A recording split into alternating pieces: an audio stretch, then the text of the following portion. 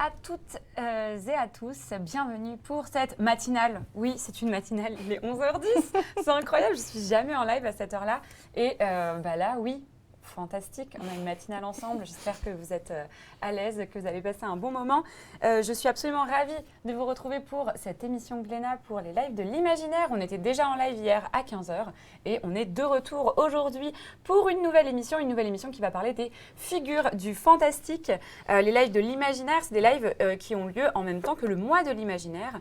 N'hésitez pas à aller dans vos librairies participantes pour vous procurer des bandes dessinées Glénat et au bout de 2 bandes dessinées Glénat achetées, vous avez un lot de 4 écussons brodés pour être extrêmement mode avec votre veste en jean ou encore votre sac à dos. Donc n'hésitez pas à vous rendre en librairie participante des mois de l'imaginaire. Aujourd'hui, je suis très bien accompagnée comme d'habitude, mais avant de présenter mes invités, je voulais vous annoncer que le concours habituel où vous pouvez gagner les bandes dessinées dédicacées, c'est avec le point d'exclamation imaginaire au singulier. Donc pendant toute l'émission, vous allez pouvoir participer en faisant point d'exclamation imaginaire et à la fin, il y aura un tirage au sort pour gagner les bandes dessinées dédicacées. Voilà, ça va être le tome 1 de chacune des séries qu'on va présenter aujourd'hui et je suis trop bien accompagnée pour cette émission, mais je le dis à chaque fois, mais en même temps, c'est tout le temps vrai. Et puis là, en plus, on est vraiment comme à la maison. On a déjà fait des émissions ensemble. Je suis trop contente. À ma gauche, Boulet. Bonjour, Boulet. Bonjour. Trop contente de te recevoir. Pour celles et ceux qui n'ont pas suivi les précédents lives, en fait, on n'a pas fait de live tous les trois. Enfin, je n'ai pas encore présenté aussi, mais on n'a pas fait de live tous les trois ensemble pour Glénat. Mais on a fait une table ronde au Frames Festival ensemble. Et on a fait aussi un live avec Arte Book Club, donc ça fait le 3e live qu'on fait. Oui, j'avais oublié le Arte Book Club. Mais oui, bien sûr. Mais oui, comment l'oublier? Comment l'oublier? J'ai rigolé parce que l'image est arrivée, puis Si et moi, en même temps, on s'est vite fait rhabiller. J'ai remonté mes chaussettes, j'avais pas compris que c'était cadré aussi large. Ah oui, il y a toujours des compliments sur les chaussettes des gens. Ah oui, mais elles sont si noires comme mon âme, donc non, d'accord, pas très possible. bien. Je vais les montrer comme ça. Ah oui, c'est les chaussettes de Eupholie. Je les adore. C'est des petites abeilles qui twerk. Ah, je suis absolument fan des abeilles qui twerk. Mais j'aimerais vous les montrer aussi. J'ai des chaussettes Snoopy, mais moi j'ai peur que ça soit vraiment trop loin. Ouais. Bon, Ouais, il va falloir zoomer zoomer juste dessus. ici, mais voilà, il va zoomer les kiffeurs, n'hésitez pas, bien évidemment. Et donc, Boulet, merci beaucoup d'avoir accepté cette invitation pour cette émission Glénat. Et je suis aussi accompagnée de à ma droite, Cyrielle. Bonjour, on a déjà fait des émissions ensemble. Mais oui, mais moi je suis vraiment comme à la maison avec toi, il n'y a pas de souci. Ouais, voilà. En plus, tous les trois, tous les deux, vous avez une synergie particulière, quoi, puisque vous vous insultez constamment. Oh non, de manière polie. De manière cordiale. Je ne sais plus quand ça a commencé, mais effectivement, ça date des nuits originales. Voire, ça doit peut-être, je pense, Annecy. Quand on Annecy, faisait les strips dessinés sur Annecy, et on était épuisés, et au bout d'un moment, on a lâché prise. Voilà, ça remonte longtemps maintenant. Il y a un truc ils se traitent, oui, ils se traitent, mais avec toute sympathie, parce que moi, je les ai vus, ils sont arrivés, tu lui as dit la vilaine, et après, elle t'a pris dans ses bras, donc je me suis dit, bon, il y a... Non, c'est dans le respect et l'amour. Mais bien sûr.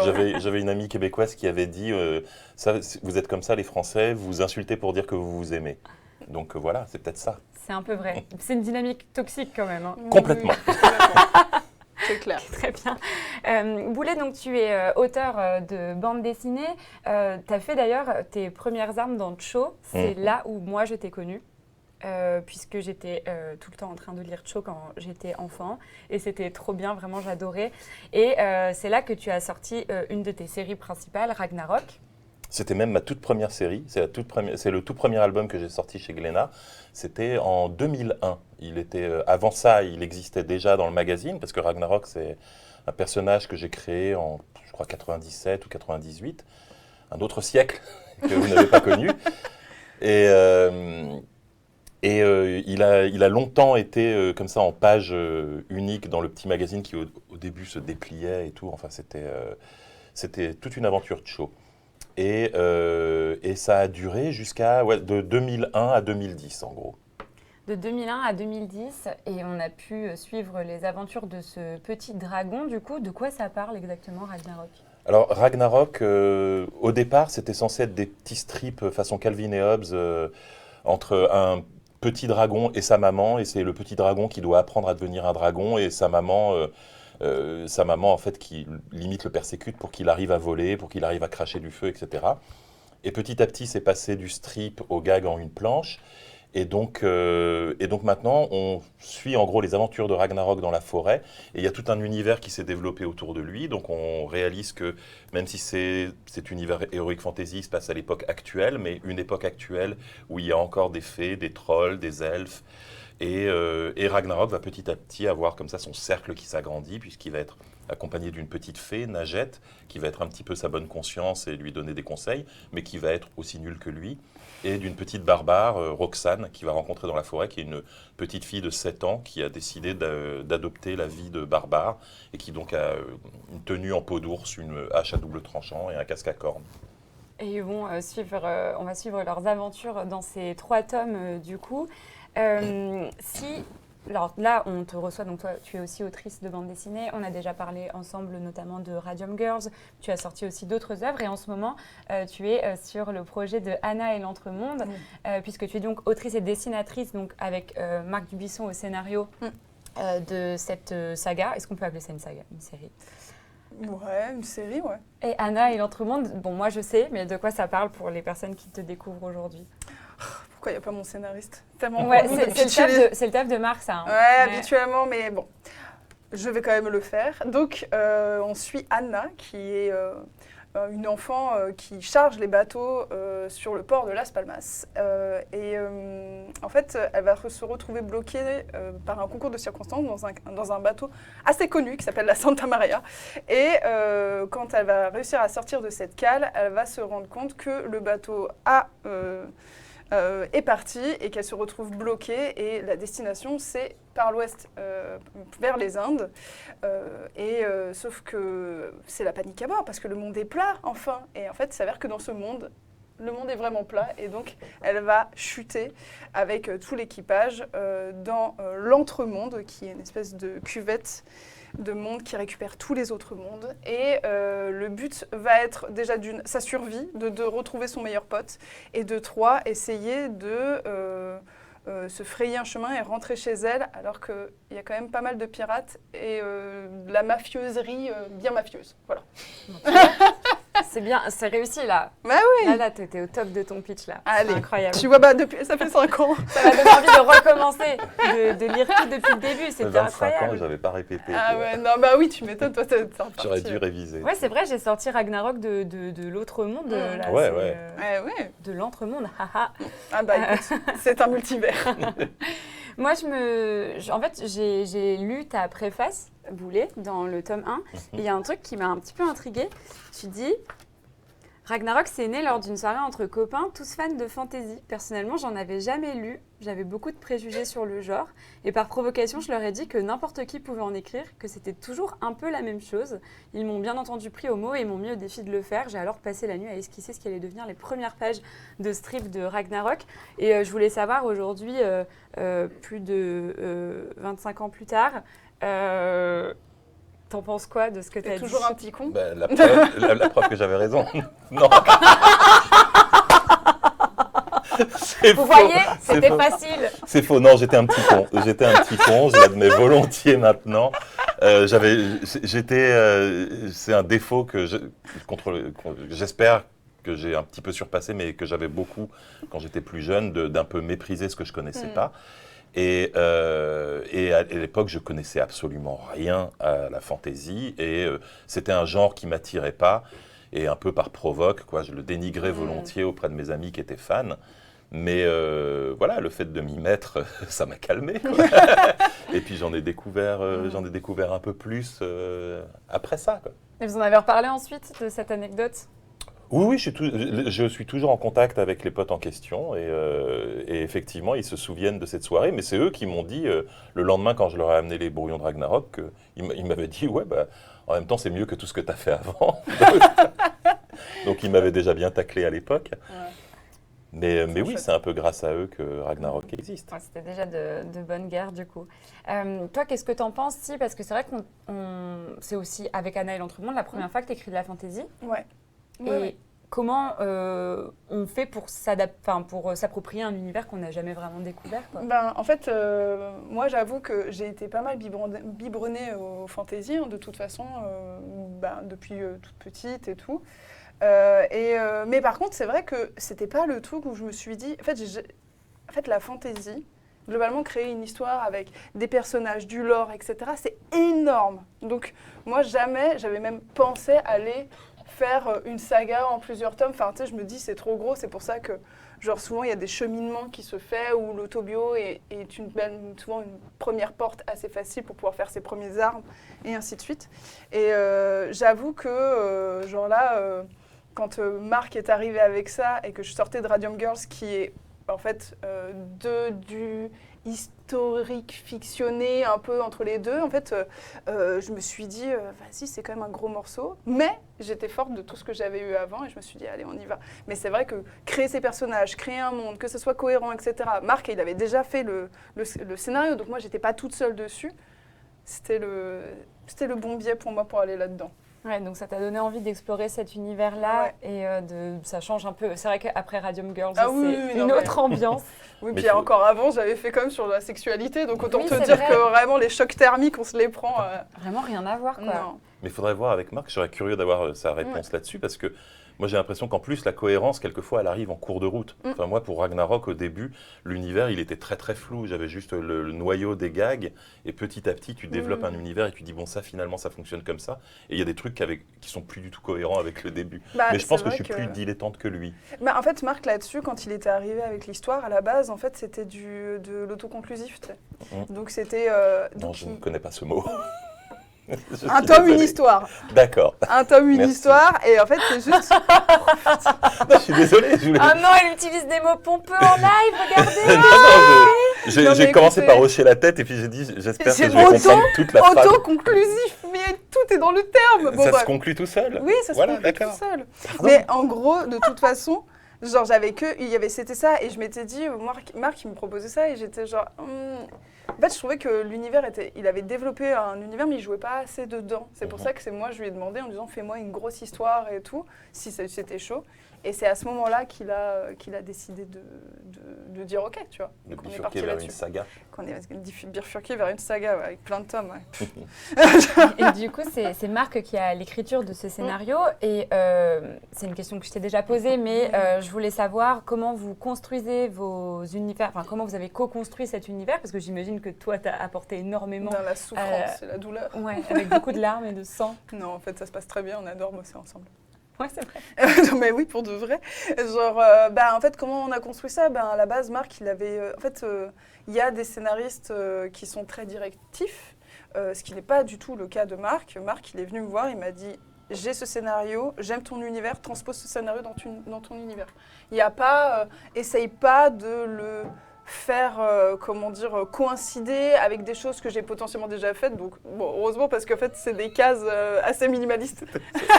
Je te voyais. J'imaginais si tu avais demandé de le dessiner dans son style avec des bonshommes. Oui, parce à la fin, il a peut-être vous montrer le style de Marc, parce que Marc aussi. Voilà, donc en fait là-dessus, il était. Ouais, en fait ça c'était un truc, c'était une condition sine qua non. J'ai dit en gros, si on fait une BD ensemble, voilà, juste là. Si on fait une BD ensemble, je veux que tu dessines dans la bande dessinée. Donc bon voilà.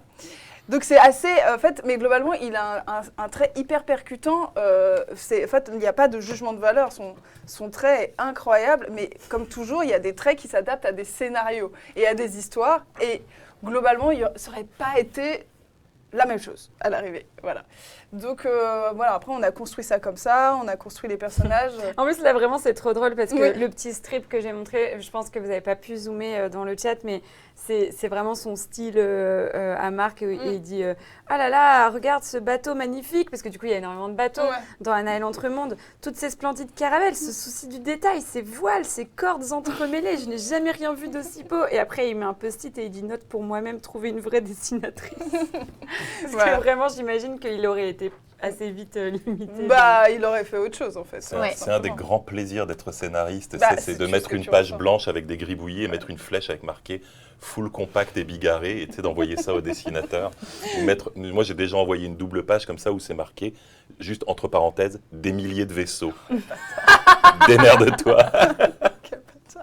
Mais moi, dans ces moments-là, quand Marc a mis sur le tome 4, parce il a fait des petits synopsis et tout, donc il développait, on avait les trames de l'histoire, on savait que c'était 4 tomes, mais pour le 4e tome, il n'avait pas encore écrit, et il y avait juste marqué « Bataille navale ». Qu'est-ce que tu veux que je fasse après? Mon Dieu. Regardez-la, elle est en détresse, faites quelque chose. Je les ai finis les planches, c'est bon. C'est bon. Oui, parce que là, il y a 3 tomes, mais Anna et l'Entremonde, il y en C'est en aura un 4. 4e hein, qui va sortir, bien évidemment. Est-ce qu'on a la date ou pas? C'est courant avril. On n'a pas la date finale, mais c'est Ok. avril. Courant avril. Oui, donc ok, très bien. La bataille navale, on a très hâte de voir la bataille navale de ce que tu en as fait. Oui. Donc du coup, vous avez, donc tu as apporté donc, à cet univers-là que lui, il écrivait. Et puis je sais que tu t'es vachement beaucoup donné aussi pour les costumes notamment, tout ce qui est Cara Design, etc. Oui, en fait, c'est vrai que c'était tout le souci qu'il y avait, c'est que l'univers de la piraterie a été quand même vraiment géré. C'est une terre brûlée, en fait, parce que c'est une terre brûlée par des emblèmes qu'on a du pirate, de Pirates des Caraïbes, etc. Donc, c'est très dur de faire germer une graine là-dedans qui ne va pas ressembler à toutes les autres productions. Donc moi, je me suis dit, ok, donc en fait, la piraterie, on aura un personnage qui sera connexe là-dedans, qui est Barbetaupe, et l'humain de Barbetaupe. Mais après, tout le reste, ça doit partir à l'opposé, et c'est pour ça que j'ai fait des tableurs et des boards de costumes traditionnels, etc., pour m'en inspirer, pour essayer de brasser un peu plus large et ne pas rentrer dans ces clichés qu'on peut avoir. On en met toujours. Ouais. On a toujours des clichés. Le but, c'est d'essayer de ne pas trop en mettre en même temps. Voilà. Oui, c'est un ajustement à faire. Bah ouais. Moi, je me demandais, Boulet, tes influences pour Ragnarok, ça a été quoi du coup, vu que tu n'étais pas très fan de fantasy, tu l'as dit toi-même. Ouais, j'y connaissais rien en fantasy. Les images que j'avais de la fantasy, ça venait essentiellement du seul matériel fantasy que je lisais, qui étaient les livres dont on est le héros. Donc tous les trucs de... Alors c'est Steve Jackson, à chaque fois je me plante sur son prénom. Mais qui étaient donc toutes ces collections défis fantastiques, voilà, le oubliettes. donjon. Ah ouais, c'est tellement cool. C'était une des collections oubliettes, je Ouais. crois. Ouais. Et il y avait, moi, mon préféré, qui était Sorcellerie, où on voyait une petite main qui tenait une boule de feu, qui était en 4 tomes. Et donc j'avais tout cet imaginaire avec le nom des créatures, les trolls, les orques, les manticores et tout ça. Et j'adorais, parce qu'en plus il y avait des illustrations pleines de petits traits, de petits points et tout dans ces livres. Donc ça, c'était ma première influence. Et après, Ragnarok, j'ai commencé à bosser dessus aux Arts Déco. Et aux Arts Déco, j'avais un ami américain, qui est d'ailleurs un excellent dessinateur, qui s'appelle Pascal Campion, et qui, lui, était fan d'un auteur anglais qui s'appelait Terry Pratchett. Et il m'a fait découvrir Terry Pratchett à ce moment-là. Et je pense que l'influence de Terry Pratchett est presque honteuse dans le premier tome de Ragnarok. C'est-à-dire, il m'a tellement influencé que maintenant, quand je les relis, les premiers Ragnarok, je peux presque dire le tome que j'étais en train de lire quand j'ai dessiné telle ou telle planche. Donc voilà. Après, ça s'est enrichi d'autres références, mais je ne suis toujours pas un très gros lecteur de fantasy. J'ai fait un petit encart, à un moment j'illustrais des bouquins, j'ai illustré quelques bouquins pour Brajlon, donc il me donnait des livres de fantasy, mais j'avoue que c'est moins mon univers. J'ai fini par lire Le Seigneur des Anneaux, c'est très long, mais j'ai bien aimé, voilà. D'habitude, tu sais, il faut être soit adoré, soit... Mais moi, j'ai bien aimé. Je me rappelle qu'on me les avait offerts quand j'étais ado. Et que je relisais en boucle les premières pages du premier livre et que j'étais en mode je comprends rien. Il y a ça au début, il y a un truc, je crois c'est comme dans la Bible, tu sais, tu as des longs passages où il y a des espèces de chronologie des personnages qui ont donné tel personnage, etc. Et puis il y a des chansons beaucoup trop longues. Hein. C'est comme les Disney, en fait, Le Seigneur des Anneaux, les chansons sont beaucoup trop longues à l'intérieur. Tu sais, il y a des moments, il y a des poèmes de 8 pages. Ah ouais, c'est vrai? Ah putain, je l'ai pas. Ils rencontrèrent Tom Bombadil, et puis là, tu as 8 pages du poème qu'il leur récite. C'est un souvenir lointain. Là, il y a la moitié du chat qui dégage, tu sais, qui rage quit. Je pense pas. Je pense qu'ils pensent comme nous, là, c'est sûr. Évidemment, bien sûr. Ah voilà, les poèmes, je les sautais. Ah, voilà. Ah, je vous l'avais Tu dit, vois. j'en étais sûre, je les connais par cœur. Évidemment qu'ils sont en mode, ouais, Eh ben, attends, moi, je les ai les tous lus. chansons, je les saute, c'est bon. Hein. Je les ai tous lus. Et donc ça a été, ça faisait partie de tes influences et en fantasy et plus particulièrement pour la jeunesse parce qu'au final, quelqu'un a demandé tout à l'heure Anna et l'Entremonde à partir de quel âge? Je pense que en vrai première lecture c'est ok, non? Ça dépend en fait parce qu'il y a une gradation dans les tomes. Et donc je dirais moi on peut commencer à partir de 10 ans, même peut-être, c'est du tout public à partir de 10 ans. Et si en fait après tu connais ton gamin, c'est-à-dire que si ton gamin, bon, tous les parents pensent que leurs gamins sont HPI, donc, mais donc tu peux commencer en fonction de la maturité de l'enfant à 8 ans. Moi j'ai déjà eu des enfants qui lisaient pas, c'est les parents qui faisaient les voix et tout. Ah, trop Donc il y avait une petite que j'ai vue venir en dédicace après chaque tome et elle prend 10 cm à chaque fois au minimum, tu vois. Et en fait, maintenant, oh là, ça m'a fait trop bizarre. Genre, elle lisait pas, mais elle connaissait par cœur parce que son père lui disait. lisait. Et là, quand elle est venue pour le 3, quand elle est venue pour le 3e, elle a commencé à taper sa meilleure lecture et j'ai fait oh, elle lit. Ah ouais. Voilà. Donc on n'est jamais prêt. Hein. C'est un peu touchant. J'imagine que du coup, quand on écrit pour une cible un peu plus jeunesse, il faut faire attention à ne pas perdre le lecteur dans un univers qui est trop complexe. Ou est-ce que vous pouvez nous en dire plus? Est-ce que c'est un truc auquel vous pensez quand vous écrivez ou quand vous dessinez? Moi, j'ai essayé. Alors, Ragnarok, au départ, c'était un peu... Moi, ce que j'essayais de faire de la jeunesse qui ferait rire aussi les adultes. Ouais. Je voulais un truc qui soit assez universel. Et je me suis rendu compte que j'ai fait des erreurs dans ce domaine-là. D'ailleurs, sur cette réédition, il y a des pages que j'ai un tout petit peu amendées, du genre j'ai viré des gros mots qui n'étaient pas nécessaires parce que j'avais tout simplement des parents qui me disaient bah non, là, votre personnage, il dit des gros mots, donc j'ai pas voulu lire ça à mon enfant. Ah, mais justement, j'allais te poser une question qui allait dans ce sens. Ah, Ah ok. oui. Donc, tu as vraiment t'as censuré Ragnarok? Auto-censuré, ouais. Non, mais tu vois, personne ne me l'a demandé. Hein. Il y a des Je trucs le dis qui tout de suite, apportent c'est pas pas du grand-chose. tout une décision éditoriale. C'est moi qui ai eu des retours de parents et qui me suis dit, bah, le fait que Ragnarok dise j'en ai rien à foutre au lieu de dire j'en ai rien à faire, ça n'apporte strictement rien à l'histoire et ça me détache de lecteurs plus jeunes. Donc, bah, autant mettre j'en ai rien à faire. Et c'est juste ce genre de détail, tu vois, il n'y a pas eu de censure à proprement parler, il y a eu juste du genre un langage un peu plus châtié, dirons-nous. Et sur les problématiques dans le livre, moi je trouve qu'on est souvent surpris en fait par les réactions des enfants. C'est-à-dire qu'il y a des blagues qui me paraissaient complètement évidentes où les enfants me disent mais j'ai pas compris la blague, qu'est-ce qui se passe là et tout. Mais je leur dis mais non mais c'est très simple en fait. Et à côté de ça, il y a quelquefois des problématiques assez complexes du genre dans le deuxième volume, donc dans le tome 5, il y a tout un truc sur le rapport entre la mère et son fils. Donc, parce que ce qui est du gag dans le premier tome, la mère qui balance son fils de la falaise pour lui apprendre à voler, c'est presque... Il y avait des enfants qui me disaient, mais en fait, est-ce qu'elle déteste son fils tu vois Et donc, j'ai fait tout un tome, le tome 5, où justement, on comprend que sa mère aime profondément son fils et justement explorer... et il y a beaucoup d'enfants qui m'ont dit qu'ils avaient compris justement à l'issue de cet album qu'il y avait quelque chose qui n'était pas dit dans la relation entre le fils et sa mère et qui ont été touchés par ça.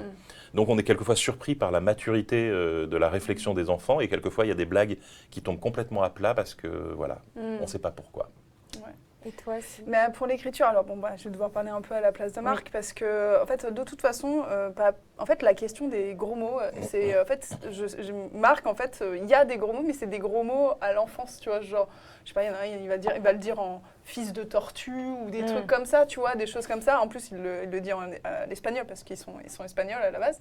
Mais en fait, ça, en fait, je suis tout à fait d'accord qu'il y a des choses qui n'apportent pas grand-chose, de la vulgarité là-dedans, bon. Mais par exemple pour les thématiques, je pense que comme toujours en fait les gamins ils percutent hyper vite plein de choses et je pense pas que Marc s'est dit j'écris pour un enfant. En fait il dit je veux écrire une histoire qu'on puisse lire quand on est aussi enfant. En fait c'est ça la différence et ça serait une erreur complète je pense de surfocus dessus puis en plus c'est une projection d'un adulte de ce que c'est un enfant. Alors, on a tous été enfants, mais c'était il y a si longtemps, tu vois. Alors qu'on aura tendance à passer un filtre adulte. tu Oui. vois. Non, puis c'était ce que tu disais tout à l'heure sur l'âge des lecteurs. On oublie aussi qu'il n'y a pas deux enfants qui sont pareils. Bah ouais. C'est-à-dire qu'il y a des, Oui, il y a des enfants qui aiment certaines choses, d'autres qui en aiment d'autres. Il y en a qui sont prêts à 6 ans à avoir certains thèmes abordés, d'autres qui, à 10 ans, sont très choqués par tel ou tel thème. Pour le volume 3 de Ragnarok, moi, je voulais faire un truc qui s'adressait à l'enfant que moi j'étais.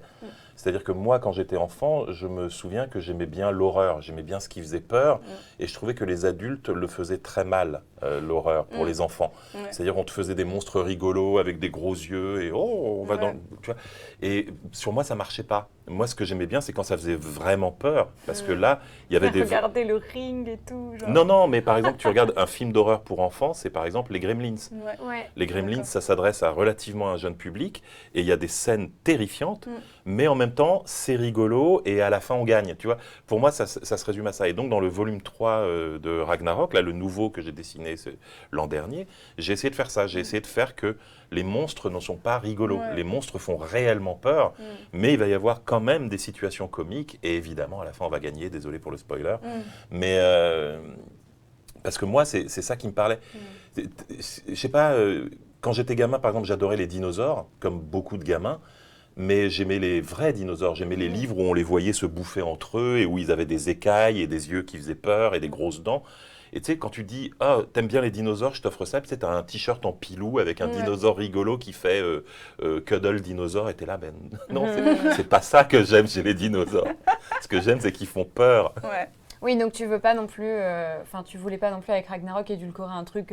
C'est ça. pour, Et encore une fois, tous les enfants sont différents. Mais moi, quand j'étais gamin, le truc que je ne supportais pas, c'était une forme de condescendance Ouais, des bien adultes. Tu sais, à la Chantal Goya, du genre, j'ai une coupe au bol et je fais comme C'est ça ça. parce que c'est un enfant. Et il y a des enfants qui adorent ça. Il y a des enfants qui répondent très bien à ça et qui veulent ça. Ouais. Mais moi, en tant qu'enfant, j'avais l'impression d'être pris pour un con. Ouais, c'est ça. Et c'est très, très subjectif. Hein. Je ne suis pas en train du tout de dénigrer Non, non, mais cette je façon te de rejoins. communiquer avec les enfants. Je dis simplement qu'il y a des enfants différents. Je fais juste une petite pause pour remercier le fils de pub pour Ah Red. Hey, Merci salut. beaucoup. Salut. Bienvenue. On est du coup pour les nouveaux et nouvelles arrivantes. On est en live avec Glénat pour les mois de l'imaginaire. Donc on est en présence de Si et de Boulet pour parler de leurs bandes dessinées respectives qui sont en ce moment éditées chez Glénat. Anna et l'Entremonde par rapport à pour Si et Ragnarok pour Boulet. Et donc du coup on était en train de parler de comment on écrit et on dessine un livre qui est aussi à destination des enfants, mais pas que. Parce que justement, j'allais y venir. Donc déjà, il y a le Gertrude dans le chat, je ne sais pas si tu as vu son message qui était plus haut, ça y est, c'est remonté, qui disait que sa fille de 10 ans lisait Anna et elle comprenait peut-être pas toutes les subtilités, mais que lui ou elle, je ne sais pas, adorait en tout cas lire Anna aussi. Moi, personnellement, j'ai conseillé Anna et l'Entre-Monde à des gens sur mon live qui n'avaient pas forcément d'enfants. Ouais, c'est pour du tout public. Ouais, moi je suis assez d'accord avec ça. Et pour rebondir sur ce que tu disais tout à l'heure, c'est super intéressant. Comme quoi tu édulcores pas du tout le propos par rapport prendre les enfants pour ce qu'ils sont pas ou j'en sais rien. Même Najette, elle me fait trop rire cette fée parce qu'elle est un peu trash parfois. Elle a pas du tout ce chara-design de la fée parfaite qu'on rencontre parfois dans certains livres pour enfants. Enfin, bon, je la trouve drôle. Ouais, je l'ai dessiné habillé avec des tank tops et des treillis et tout. Et il y avait des gens qui me demandaient pourquoi. Alors moi, à l'époque, c'est parce que c'était vraiment la mode de l'époque. Il y avait beaucoup de jeunes de ma génération à l'époque qui s'habillaient comme ça. Il y a eu cette grosse tendance, Oh, la bad girl. pantalon baggy et tank top. Elle est trop stylée, hein, vraiment. Ouais. Et après, j'ai voulu le justifier dans l'histoire. Donc, on se rend compte qu'en fait, pour s'habiller, vu qu'elle ne sait pas fabriquer ses vêtements elle-même, elle doit aller dans les rayons poupées des grands magasins. Et donc, elle déshabille toutes les poupées. Puis les poupées, c'est toujours des Barbie en tailleur ou des trucs comme ça qui lui plaisent pas. Et donc, elle finit par toujours prendre les mêmes fringues, celle du G.I. Joe, qui a le pantalon treillis et le petit tank top. Mais oui, de toute façon, pour moi, chaque personnage de Ragnarok représentait un archétype un peu différent d'enfant. Et je voulais qu'ils aient chacun leur caractère et leur motivation propre. Ragnarok, ça va être celui dans lequel je me reconnais le plus, c'est-à-dire c'est l'enfant qui a une grande gueule, mais qui est un peu, qui en fait est un petit peu terrifié de tout. Moi, j'étais un peu comme ça quand j'étais petit. J'avais peur des grands, j'avais peur des filles, j'avais peur de rater en classe, j'avais peur que mes parents m'engueulent. Enfin, tu vois, il y avait ce côté, j'étais un peu Ragnarok. Najette, pour moi, tu vois, c'est la bonne élève, mais qui va trop vite. Tu vois, elle va essayer d'apprendre la magie, mais elle va sauter tellement d'étapes qu'elle va même en devenir, dangereuse. Tu vois, donc c'est l'enfant turbulent, tu sais, qui rend dingue les profs en classe, etc. Et Roxane, paradoxalement, c'est l'enfant bourrin, mais en même temps, elle a un côté surdoué. Parce que c'est celle qui s'en sort le mieux des trois personnages. C'est celle qui arrive à survivre toute seule, qui sait se défendre, qui sait se battre. Et après, ce qui était marrant, c'est de trouver des histoires qui les mettent entre guillemets en danger, chacun à leur façon. C'est ce que j'ai beaucoup exploré dans le troisième tome, où chacun va devoir, même, y compris la mère de Ragnarok, chacun va devoir affronter sa plus grande peur. Et moi, c'était ça dont j'avais envie de parler, surtout en cette époque où on est tous un petit peu inquiets de l'avenir, et les enfants le sentent, je pense. J'avais envie de parler de plus que de la violence, plus que de plein de thèmes comme ça un peu durs. Je voulais plus parler d'un truc plus intérieur, qui est de parler de la peur.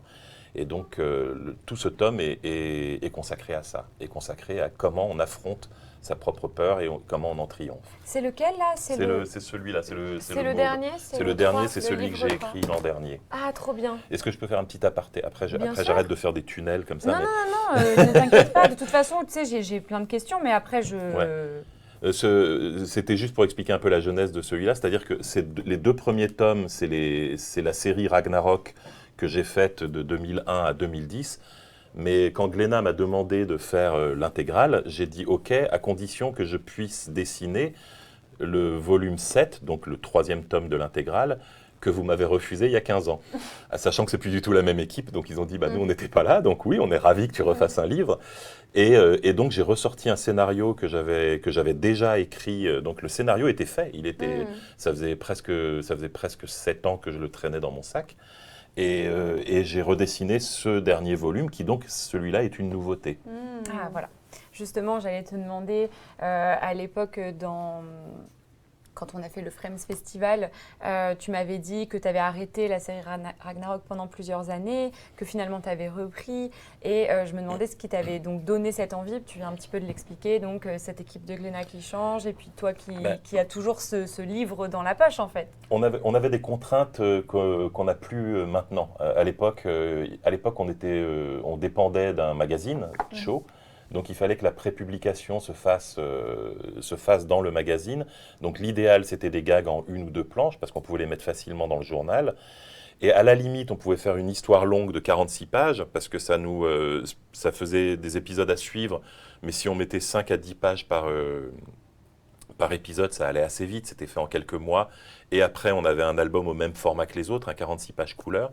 Mais déjà, pour le tome 6, j'avais demandé à avoir 96 pages au lieu de 46. Et on m'avait dit à l'époque, non, on ne fait pas, il faut que tu coupes ou que tu condenses. Et donc, le tome 6, j'avais condensé et j'avais été très frustré du résultat, même si je l'aime bien. Je trouve toujours que c'est un bon album, mais je trouve qu'il va vite. Et j'aurais aimé à des idées qui développaient ton histoire et ton scénario. J'aurais aimé avoir plus de temps pour développer tout le scénario. Et donc là, pour le tome 7, j'aimais vraiment beaucoup mon idée. Pardon, je me lance des fleurs, mais je trouvais que c'était vraiment une très bonne idée. J'espère que tu trouves que c'est une bonne idée. Et donc, j'avais dit que je le voulais en 96 pages. Et j'avais dit que là, cette fois-ci, je ne négocierais pas. Tu vois, c'était vraiment, c'est ça ou rien. Et puis il m'avait dit, on peut pas. Et donc, comme à l'époque, en plus, j'avais plein de projets qui décollaient vraiment bien. J'avais les notes chez Delcourt. Je travaillais sur Donjon. Je commençais à écrire la page blanche pour Pénélope Bagieux. J'avais dit, j'ai beaucoup de travail, donc je vais aller ailleurs. Mais j'avais gardé le scénario qui était écrit, et qui était partiellement écrit. Et en finissant le scénario, je me suis rendu compte qu'il dépassait même largement les 96 pages, puisqu'on en est à, je crois, 150. Ah ouais, donc là c'est vrai qu'avec cet affranchissement de la bande dessinée et de ces codes très rigides qu'on avait à l'époque, c'était le mieux pour Ragnarok, quoi. Oui, parce que maintenant on fait beaucoup plus, on s'est rendu compte que les enfants étaient tout à fait clients du format roman graphique, qu'on appelle un peu pompeusement Ouais. roman graphique, c'est-à-dire des bouquins qui font 96 pages ou 150 pages. Enfin, les enfants les lisent très bien en fait. Ils sont pas. Et puis paradoxalement, avec l'arrivée des mangas, en plus, les enfants sont habitués à Ouais. avoir des gros volumes pas chers. Ouais. Et donc, quand on leur dit que tout leur argent de poche va passer dans un volume de 46 pages, finalement, c'est plus maintenant un handicap qu'autre chose. C'est-à-dire que si tu donnes 20 balles à un gamin, il préfère s'acheter 3 mangas de 200 pages plutôt que de s'acheter Il y a un truc de boulimie aussi, un album et demi, de l'histoire voilà. qui doit avancer en fait. Ouais. C'est très dur pour eux, même genre quand je discute avec des jeunes quand je fais des interventions dans des collèges, ils sont en mode genre il va falloir attendre un an. Je suis genre bah oui, je t'ai montré toutes les étapes en fait de comment on fait une bande dessinée, tu t'es pas rendu compte que ça prenait du temps, tu vois. Ouais. Et c'est vrai qu'il y a aussi ce truc d'attente et de sortie et tout, là où les achats de droits c'est différent. Bon, après ils ont dû quand même attendre un peu. Bon après les mangaka travaillent pas pareil, surtout les grosses, ils ont des ateliers, ils sont nombreux à bosser dessus. Toi, Ils dorment pas. Ils dorment pas, ils meurent à 30 ils ont ans. une santé atroce. Ils meurent à 30 ans, globalement, je bof. Mais oui, c'est vrai que la temporalité n'est pas la même. Oui, il faudrait parler des conditions de travail des mangaka. Ouais, on idéalise un petit peu ça, mais là, pour le coup, C'est la violence du capitalisme, épouvantable. pardon. Vraiment, j'aurais jamais la fin de Nana, quoi, à cause de ça. Ouais. Ça En fait, nous le a tout truc, pris. c'est que la différence, c'est que au Japon, en fait, ce ne sont pas des artistes, ce sont des artisans. En fait, il y a un peu ces trucs-là où, enfin, du moins, c'est ce que j'entends, et c'est ce que de la propre bouche des mangaka quand ils viennent, en fait, par exemple à Angoulême, parce qu'il y a maintenant, il y a un pôle manga énorme où ils sont extrêmement étonnés en mode genre. Ah ouais, en fait, il y a des expositions entières sur leur travail qui est extrêmement mis en avant, etc. Ils savent qu'ils marchent bien, etc. Mais en fait, là, ils sont traités, en fait, vous êtes des artistes. Et bon, après, ça ne veut pas forcément dire que c'est parfait ici. Oui, non, bien sûr. Non, absolument pas. Mais voilà, il y a un peu cette distinction-là où c'est des faiseurs, en fait, beaucoup. Et Anna, dans Anna et l'Entremonde, c'est une héroïne très moderne qui est dans un cadre fantastique. Comment vous avez, avec Marc, du coup, construit ce personnage de Anna ? De Anna, en fait, c'est moderne et en même temps, en fait, nous, ce qu'on voulait, c'est que c'était une petite fille qui n'était pas qui n'allait pas d'un seul coup devenir ça y est, je vais sauver la nation. Parce qu'en fait, non, en fait, c'est une petite fille qui a peur au début. Il y a des hommes loups qui parlent. Déjà, elle se retrouve déjà sur un bateau avec que des hommes, alors que tu es une petite fille. J'ai envie de te dire que c'est la panique à bord. Angoisse, où en fait, on va te faire sous-entendre que tu vas porter la guigne, etc. Enfin, bon, bref. Après, elle se retrouve, donc elle n'est plus avec ses hommes, tant mieux. Après, c'est le fameux ours ou l'homme ou l'ours. Peut-être vaut mieux l'ours qui parle. Et donc, elle se retrouve avec Melvin, qui est un personnage et tout. Et surtout, en fait, elle va rentrer en contact très vite avec sa mentor, qui va être la capitaine Sam. Et le truc, c'est ce qui nous intéresse à travers ces 4 albums, c'est l'évolution du personnage. Donc, effectivement, au tout début, c'est une petite fille qui est pétocharde, qui a peur, etc. Et en fait, c'est Domingo, son pote, qui est là pour plus ou moins la protéger. Et il y a un espèce de basculement de caractère à un moment qui est aussi, en fait, à 10 ans, en fait, où tu vas pouvoir t'affirmer un peu plus, etc. Et clairement, après, nous, on a juste ouvert nos yeux et regardé les enfants qui sont autour de nous, quoi. Ouais. Et aussi l'enfant qui est en nous, je pense que si je m'étais retrouvée face à un homme loup qui parle, autant te dire que j'aurais paniqué assez vite. Mais les enfants paniquent moins sur, par exemple, un adulte qui voit un homme loup qui parle, il va faire « Putain, c'est un homme loup qui parle, putain, c'est un homme loup qui... » Puis l'enfant va avoir peur, après il va faire « Ok, Cool. allons-y !» Et voilà. Et en fait, c'est marrant où certains adultes vont s'accrocher très fort à certaines choses. Par exemple, le personnage de Sacha qui est Ajor. Aucun enfant me fait un retour là-dessus. Hein. Ouais. On enchaîne le il, le elle. Tu m'avais dit même que parfois il y en avait qui te demandaient, mais du coup c'est un garçon ou une fille ? Ouais. Et que tu disais, bon, On s'en c'est fout. comme tu veux. Ils ont fait OK. Ok, alors que vraiment, là où les adultes, je dis pas qu'on a eu des retours très véhéments, parfois on a eu des adultes qui disaient merci, tu vois, qui s'accrochaient dessus, mais de manière positive, tu vois. Alors que les enfants, ils sont en mode genre, moi on me posait surtout la question, pourquoi la tête de Sacha elle vole ? Est-ce qu'elle peut aller dans l'espace ? Tu vois, vraiment, des questions factuelles. Je pense que c'est mes questions préférées d'enfants, c'est les questions factuelles dans un monde fantastique. Tu sais, genre, ils veulent savoir le concret dans le monde fantastique. Mais il y a des questions qui se posent et en fait, c'est super frustrant de se dire qu'ils auront probablement jamais la réponse. Moi, à l'époque, j'aurais tellement aimé voir mes auteurs préférés et leur poser Je des vais questions. demander à Marc d'ouvrir une hotline. Ah ouais, hotline 24-24. J'ai déjà fait ça à la fille d'une amie quand j'étais en dédicace qui m'a posé une question, le fameux est-ce que Sacha, sa tête peut aller dans l'espace? Je lui ai répondu que non parce qu'il y avait un corps mais pas en transparent et tout. Mais s'il vous plaît, m'envoyez pas tous vos enfants me faire une hotline, envoyez-les à Marc. Oh oui, oh oui. Mais tu sais, pour rebondir sur ce que tu disais sur les enfants, ils n'ont pas la même perception que nous. Je trouve que ça rejoint ce que disait Boulet tout à l'heure quand tu disais qu'il y avait des enfants qui n'avaient pas forcément envie d'avoir un dinosaure tout mimi et d'avoir un vrai dino parce que... Et en fait, j'ai l'impression que parfois les parents transposent un petit peu en mode « Oula, ça va être compliqué » ou « Mon enfant va avoir peur » ou alors qu'en fait, pas du tout. Où ils vont pas forcément interpréter ça comme ça, ils vont pas le voir, ils vont pas le prendre de manière aussi violente. Et je sais pas. Par exemple, je pense au dernier tome, je vais pas spoiler, mais de Bergère guerrière, où il se passe vraiment des trucs un peu deep. Et c'est et je pense que tu vois, en tant que parent, tu te dis ah mais c'est chaud, j'ai pas envie de montrer ça à mon enfant. Et puis après, tu te dis, mais en fait, tu prends du recul. Et l'enfant, je trouve qu'il ne le perçoit pas souvent de la même manière. C'est drôle parce que souvent, c'est des parents qui vont dire ça et je dis mais tu leur as montré les 101 Dalmatiens? Oui, je suis trop d'accord avec toi. Excuse-moi, il est terrifiant de bout en bout. Toutes les œuvres de notre enfant. Quand on était petit, on nous faisait, on regardait à la télé le Petit Pousset, la version. Non, le Petit Pousset. Il y avait un film ou un téléfilm, je sais plus, je crois que c'était avec Jean-Pierre Mariel dans le rôle de l'ogre, qui avait une perruque rouge vif. Et c'était l'enfer, c'était des enfants qui vivaient dans la boue, tu sais, il y avait des loups qui essayaient de les bouffer, et puis il y avait la scène avec l'ogre qui prend son couteau, qui trouve les couronnes sur la tête de ses filles, et qui pense massacrer. Tu vois, il y avait des trucs. C'est peut-être pour ça qu'aujourd'hui, les parents, ils sont en mode moi j'ai vu Les Malheurs de Sophie, j'ai vu Princesse Sarah, c'était horrible. Les Malheurs de Sophie, qui découpaient des poissons vivants, quoi. Enfin, donc non, on a quand même une marge. Avant d'atteindre les abominations que les parents nous ont montrées, on a quand même une bonne marge dans la bande dessinée. Et puis, encore une fois, quelquefois, voir certaines de ces terreurs dans la fiction, ça aide à les surmonter.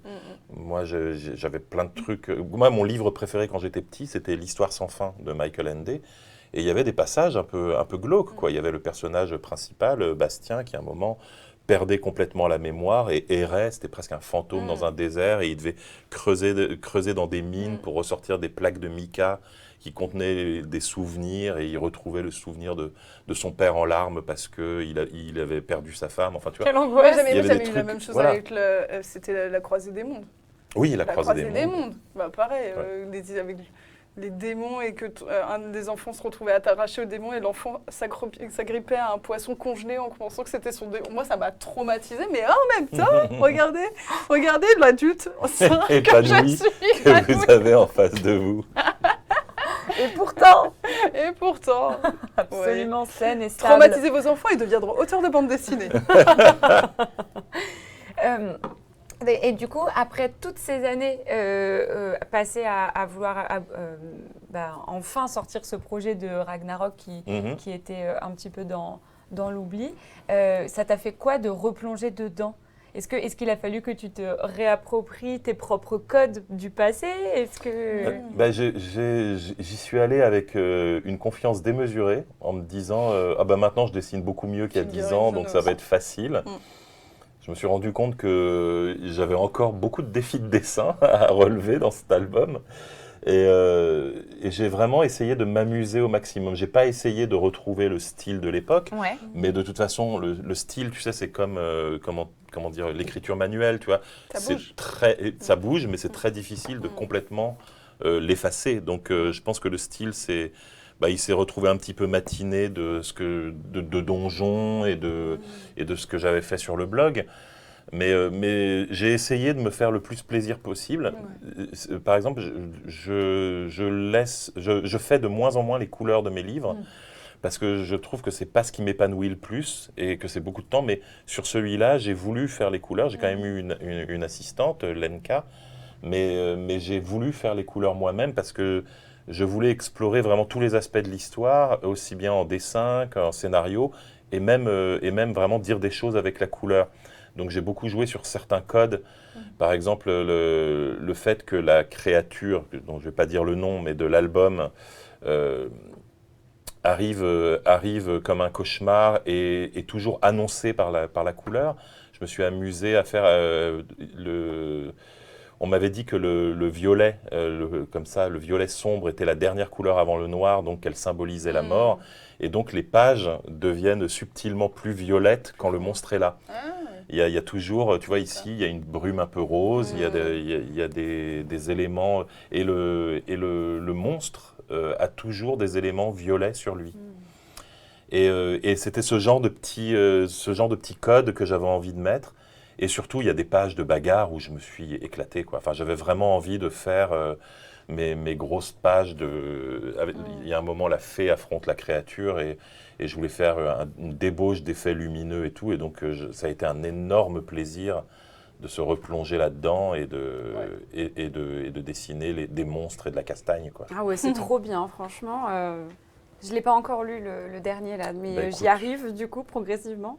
Mais ça a l'air trop bien, tu me le vends trop bien. Voilà, en tu vois, plus. cette double C'est page, trop par beau. exemple, c'était un énorme plaisir de faire cette double page. La page 94-95, si jamais. Voilà. Ah, mais en fait, vous en avez trouvé aussi. Ouais, si tu peux. Voilà celle-là.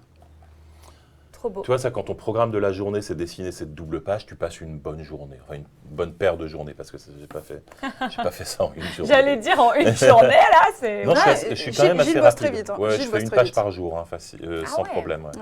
Et oui, parce que c'est vrai que vous avez aussi un autre point commun, tous les deux. Vous êtes streamers sur Twitch, comme moi. Et oui. Eh oui. Et donc, Ragnarok, t'en as fait pas mal en live. Ouais, j'ai fait pratiquement, je dirais, les 3/4 de l'album en live. Évidemment, sur la fin, il y avait un peu trop de révélations qui auraient fait des énormes spoilers. Mais tous les jours, ouais, je streamais du Ragnarok. Et c'était cool. Moi j'adore streamer parce que je trouve que le métier de dessinateur de BD, c'est quand même un métier très solitaire et très silencieux.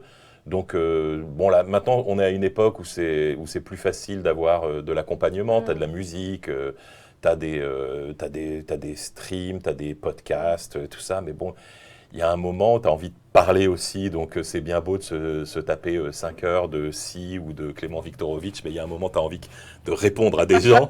Et donc tu te mets en live et tu peux discuter avec eux. Ouais. Et ça, Mais c'est moi, vrai, c'est vrai. j'adore. Mais alors, je travaille plus lentement quand j'ai des gens qui me regardent parce qu'évidemment, je fais plein de digressions, je pars sur d'autres sujets. Je vais vous raconter mon anecdote sur Thierry Pratchett. Ouais, Thierry Pratchett. Elle l'a vraiment dit. Hein. Elle a vraiment à un moment parlé de Thierry Pratchett. J'ai beaucoup Thierry. ri. Mais j'ai fait un peu exprès. Elle a fait un peu exprès. Très peu. Et donc, Mais toi oui, aussi, bah, t'as fait c'est quasiment tout. En fait, tout. Non, pas tout, parce que pareil, en fait, il y a des planches qu'on essaie d'enlever, etc. Parce que le but, c'est pas non plus de spoiler, mais globalement, moi, vu qu'il n'y a pas les textes dessus ni rien, et en fait, tu te rends compte que les gens, pour les stream art, ils regardent pas la planche. Hein. Parce que c'est tellement long. En fait, c'est des gens qui bossent en même temps. De temps en temps, ils vont jeter un œil. Non, mais oui. Mais en fait, ils vont nous écouter, entendre... nous interagir, c'est un peu un podcast aussi. J'ai des gens qui suivent mes streams sans l'image, tu vois. Donc, Mais il y en a plein. Hein. Moi, on en a normal. déjà parlé. Twitch, ça ressemble pas mal à de la radio. Mais Hein. bien Là, sûr. je suis sûre qu'il y a plein de gens qui nous écoutent. mais oui, mais là, en l'occurrence, encore plus, tu vois. Ouais. Mais c'est vrai que le truc de... Moi, ce que j'aime bien, c'est de casser cette espèce d'image de l'artiste transi qui bosse tout seul chez lui, comme s'il est touché par la grâce. Non, on n'est pas touché par la grâce, on doit pondre nos planches, on a des contraintes de temps, des contraintes économiques aussi pour sortir des planches. Et le fait de streamer montre aussi techniquement combien de temps ça prend de faire un dessin, de faire une planche. Et puis, c'est extrêmement long, voilà. Et puis c'est surtout alors encore une fois pour les enfants, quelquefois il y a des enfants qui viennent me voir avec leurs parents et ça me montre, ça casse un petit peu, ils comprennent pas, tu sais, comment tu passes d'un dessin que tu fais sur une feuille à un livre fini. Et le simple fait de montrer le scan, voilà comment j'utilise Photoshop pour colorier, etc., ça leur montre un petit peu effectivement quel est tout le processus technique pour partir d'une feuille à un livre. Moi, c'était marrant parce que les questions qu'on a quelquefois avec les enfants, c'est « Mais est-ce que c'est vous qui faites tous les livres ?» Et ils demandent si on les dessine les uns après les autres ou si, tu vois, si on a une photocopieuse à la maison. Comme les moines copistes. Voilà. Nous sommes des moines copistes. Il y aurait moins d'exemplaires, je Est-ce pense. que c'est toi qui dessines tous les livres enchaînés là, à la cave? Par contre, vraiment, quand on est en stream et que vous avez votre enfant plutôt jeune qui est là et tout, dites-le nous. Ouais, parce que je sinon, vais dire des gros mots. on peut dire des gros mots et on peut partir sur des dingueries. Moi, j'ai un avis un peu strict sur ça. Hein. Oui. Twitch, c'est pas forcément pour Après, les enfants. oui, Faut oui. pas s'étonner d'avoir un gros mot qui part. Faut pas s'étonner, mais c'est juste qu'il y a des moments, parfois, il y a des gens qui mettent l'enfant en disant regarde, machin, et d'un seul coup, tu vas entendre. Donc, sinon, vous ne lui mettez pas le casque. C'est tout. Ouais. Vous mettez, vous, le casque. Je pense qu'il y a déjà des gens qui se sont rués vers le truc du volume. Oui. Oh non. Oh non, de quoi elle parle? Au secours, Oui. vraiment. Il y a quelqu'un qui dit c'est clairement du coworking. Et c'est Mais vrai oui. que moi, dans les gens qui me suivent, c'est beaucoup de gens qui dessinent aussi. Mais ouais. Et comme ça, on a l'impression d'être en atelier et d'avoir un Ça, ou relou des qui devs. parle tout le temps. Mais oui, c'est ça. Il y a beaucoup de devs aussi. Hein. Ah ouais, c'est Ouais. vraiment, il y a beaucoup de profs. Ouais. Ça aussi, les gens qui Ouais. corrigent les copies Ouais. et à un moment, des gens qui tricotaient. Ah oui. À un moment, j'ai fait une vanne sur le tricot. Et puis, il y a quelqu'un dans le chat qui a dit bah, moi, je tricote en t'écoutant. Et puis, il y en a 10 autres qui ont dit bah, moi aussi. En fait, moi, je fais du crochet. Et tout. Puis j'étais là, bon, Ok. respect éternel sur le ok. tricot et le crochet. Ouais. Mais en tout cas, on vous a lu dans le chat quand vous avez dit oui, vous êtes ma radio, Ouais. oui, je fais ci à côté, Ouais, oui, je sûr. travaille, mais j'ai la flemme. Chaque fois qu'Ultia sort un gros mot, je dis à mon fils, on répète pas ça, d'accord. Je crois que j'ai déjà daronné des enfants. Genre, il y a déjà des parents Ah qui oui. m'ont écrit dans le chat et qui ont dit ouais, dis à mon enfant. De ranger sa chambre ou d'aller se coucher. Ouais, et genre, Va te coucher. quand la télé te parle. C'est vrai. Il faudrait que tu leur demandes des détails en plus, du genre, à quoi Ouais. ressemble sa chambre, à quoi il ressemble, tu sais, du genre s'il est un petit peu débraillé, tu sais, comme ça tu peux donner des détails super spécifiques. Et tu ramasses le lapin derrière toi et tu rentres ta chemise. Et là, après, il est traumatisé à vie. Vraiment le La traumatisme. dame dans Tu sais, puis l'ordinateur, elle va venir. Tu commences à avancer en mode Sadako.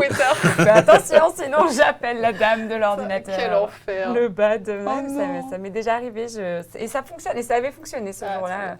Je sais pas, je crois que Mais c'était. souvent, mais ils percutent très vite les gamins. Ça fonctionne, mais ça a moins fonctionné au fur et à mesure. Hein. Ah, c'est sûr que ça Les marchera gamins, ils pas à percutent chaque vite, fois, ouais, complètement. Moi, je me demandais, donc là, on parle de comment on parle à nos lecteurs, etc. Par exemple, donc Anna et l'Entremonde, c'est quelque chose que tu fais actuellement. Ragnarok, c'est un mix entre ce que tu as fait il y a 20 ans et puis au final, toi qui retravailles dessus. Est-ce qu'il y a des trucs qui étaient vraiment ancrés dans le début des années 2000 et du coup, tu t'es dit, il va falloir vraiment changer. J'entends, tu vois, par exemple, le type de blague ou est-ce que tu te dis, ça a vieilli en fait? Je dis pas que ça a mal vieilli, Ah oui, mais oui, ça a non, il vieilli. y a des trucs, oui, personnellement, je trouve que, par exemple, dans le... D'où les jurons, tu disais. Oui, ouais. déjà, les Ouais. jurons, oui, ça rejoint un peu ce que tu disais. Ouais, il y a des types de blagues que j'aurais pas fait, que je referais pas maintenant. Et puis, en plus, le premier tome de Ragnarok, il est très foutraque. Le tout premier, donc c'est le premier tiers du volume 1. Parce qu'il y avait en plus des blagues qui étaient liées au magazine. C'est-à-dire le magazine était thématique. Ah Et oui, donc, c'est vrai. Mais oui, oui, oui. Donc, quand on te disait le thème de ce mois-ci, c'est la famille, bah, c'était facile. Mais quand on te disait le thème de ce mois-ci, c'est le football, tu sais, tu dois faire un Ragnarok sur le foot. Donc, tu as des gags sur le foot, mais tu vois, c'est pas évident. Et il y en avait un notamment qui est devenu complètement incompréhensible. C'est qu'à un moment, je m'étais un petit peu engueulé avec Cho, parce qu'on nous avait dit le thème, c'est l'Asie. Et tu sais, puis c'était tellement large. J'ai dit, mais quelle partie de l'Asie? Est-ce qu'on fait la Chine, le Japon, la Corée et tout? Puis la Thaïlande? Non, mais l'Asie, tu en général, tu choisis. Et donc, j'avais fait un gag de Ragnarok où il est dans un pays asiatique, où il a un chapeau chinois et où les gens lui parlent en coréen, tu vois. Et il y avait des petits gags cachés dans le texte en coréen où les gens engueulaient Ragnarok en lui disant « Mais décide-toi, c'est quel pays Où est-ce qu'on est? Est-ce qu'on est en Corée ou en Chine ?» et tout. Et le gag est toujours là. Et je pense que maintenant, il est limite incompréhensible si tu n'as pas le contexte de l'époque. c'est clair. Mais Faut mettre un nota bene en dessous. mais voilà, il faudrait mettre un nota bene en dessous. Mais donc oui, il y a des trucs, il y a des trucs oui, qui, je pense, ont un petit peu vieilli. Ouais. Et on a commencé aussi un peu à en parler, mais je me demandais, la place des thèmes un peu sérieux dans ce genre de récit fantasy, mais qui s'adresse aussi à la jeunesse et bien sûr aux adultes. Genre tout ce qui est écologie, on en parle, l'identité, tu en as un petit peu parlé, le deuil, l'amitié, etc. Est-ce qu'il y a une réflexion autour de comment c'est abordé pour que ça parle à la fois aux adultes et aux enfants? Alors le problème c'est que là c'est Marc qui a écrit, bien évidemment. Après on y a l'appelle. réfléchi. Ouais, bon, voilà. On appelle Marc. Allô, Marc. Mais en fait le truc c'est que aussi c'est comment on le montre, parce qu'il y a aussi en fait dans la bande dessinée il y a ce qui est écrit et ce qui est montré. En fait il y a des moments en fait il n'y a pas besoin de mots pour montrer genre quelque chose qui t'empoigne le cœur, etc. Et en fait, parfois, ça peut être juste des séquençages de cases et un repos, parfois juste une pleine page crée, par exemple, une situation de pause, etc. Donc ça, là-dessus, sur comment on montre, en fait, il y a toujours des moyens de montrer des choses, même qui sont très dures, sans pour autant y aller pleine balle, gros sabot, en fait. C'est ça la magie de la bande dessinée, c'est qu'on n'est pas, comme au cinéma, on n'est pas fixé sur une case, comme ça, comme ça, et on peut jouer avec la structure de la page, etc. et tout. On peut faire aussi de l'onirique, tout ça. Mais après, en fait, on ne s'est pas non plus fait une grille de bingo en disant on va parler d'immigration, on va parler de genre, on va pas parler. En fait, c'est juste que, par exemple, le truc du genre, en fait, c'est assez commun. Ça veut dire que c'est assez... Tu arrives dans un monde qui n'a rien à voir. Pourquoi le genre ne devrait pas être... ça pourrait ne pas être un souci, quoi. Ça veut dire que c'est limite si la moitié disent « Putain, ça c'est un truc de terrien, quoi. Putain, elle, vous nous saoulez, vous. » Ils ont d'autres problèmes, ils ont de la mafia, hein. Mais c'est vraiment genre, comment ils saoulent. Et puis c'est des thèmes qui sont finalement assez neutres. Par exemple, tu parles du genre, c'est un thème qui aurait été neutre il y a quelques années et qui maintenant est devenu chargé politiquement. Oui.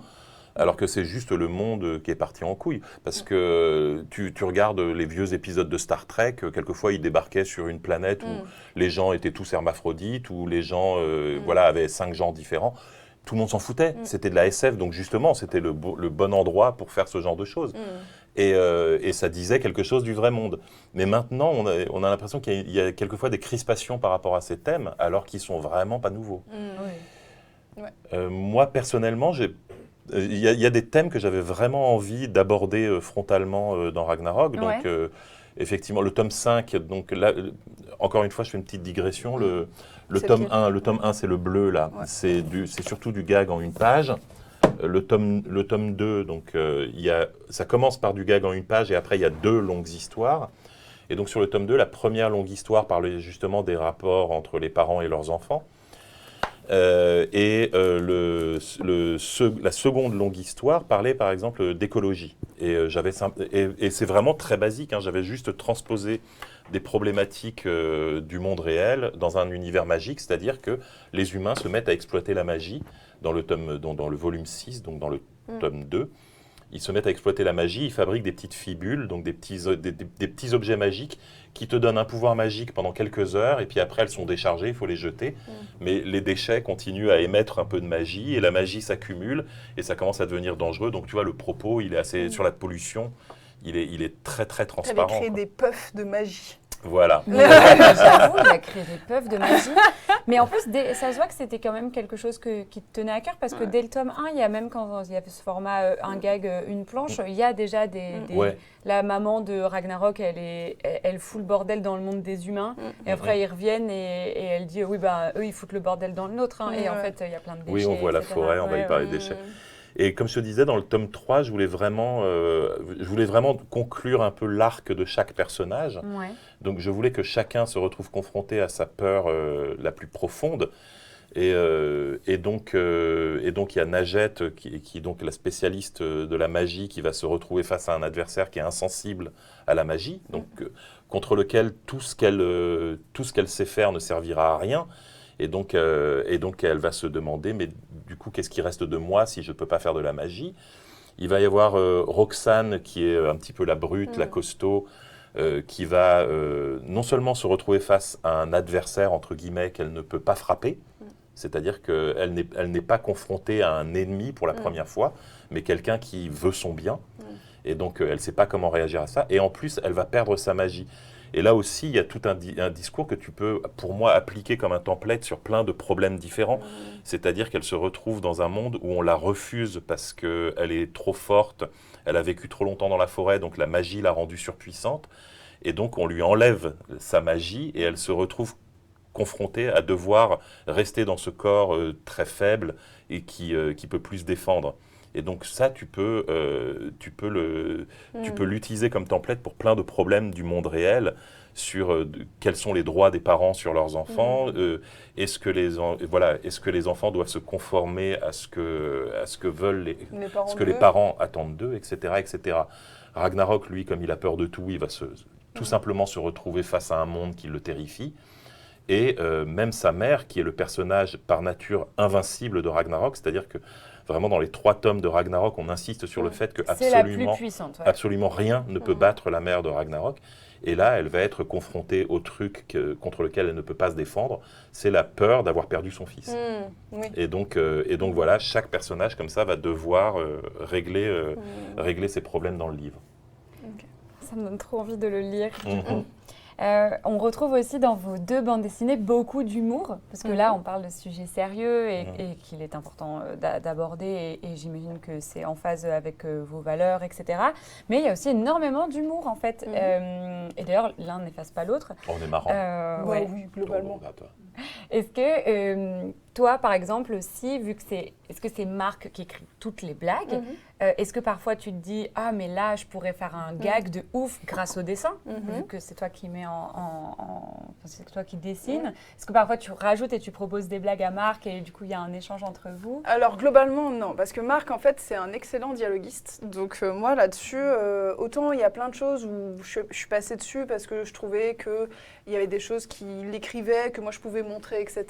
Mais pour ce qui est de la vanne, Marc est extrêmement drôle, tu vois. Donc, je n'ai pas... en fait, je n'ai pas eu l'envie de rajouter, etc. C'est plutôt, moi, au début, j'ai un peu coupé dedans parce que, à la base, vu que c'était un tome, une histoire, et c'était beaucoup basé sur les comiques de situation. Moi, je lui ai dit, on va en enlever, on va rajouter un peu de drame là-dedans, donc, et d'aventure, etc.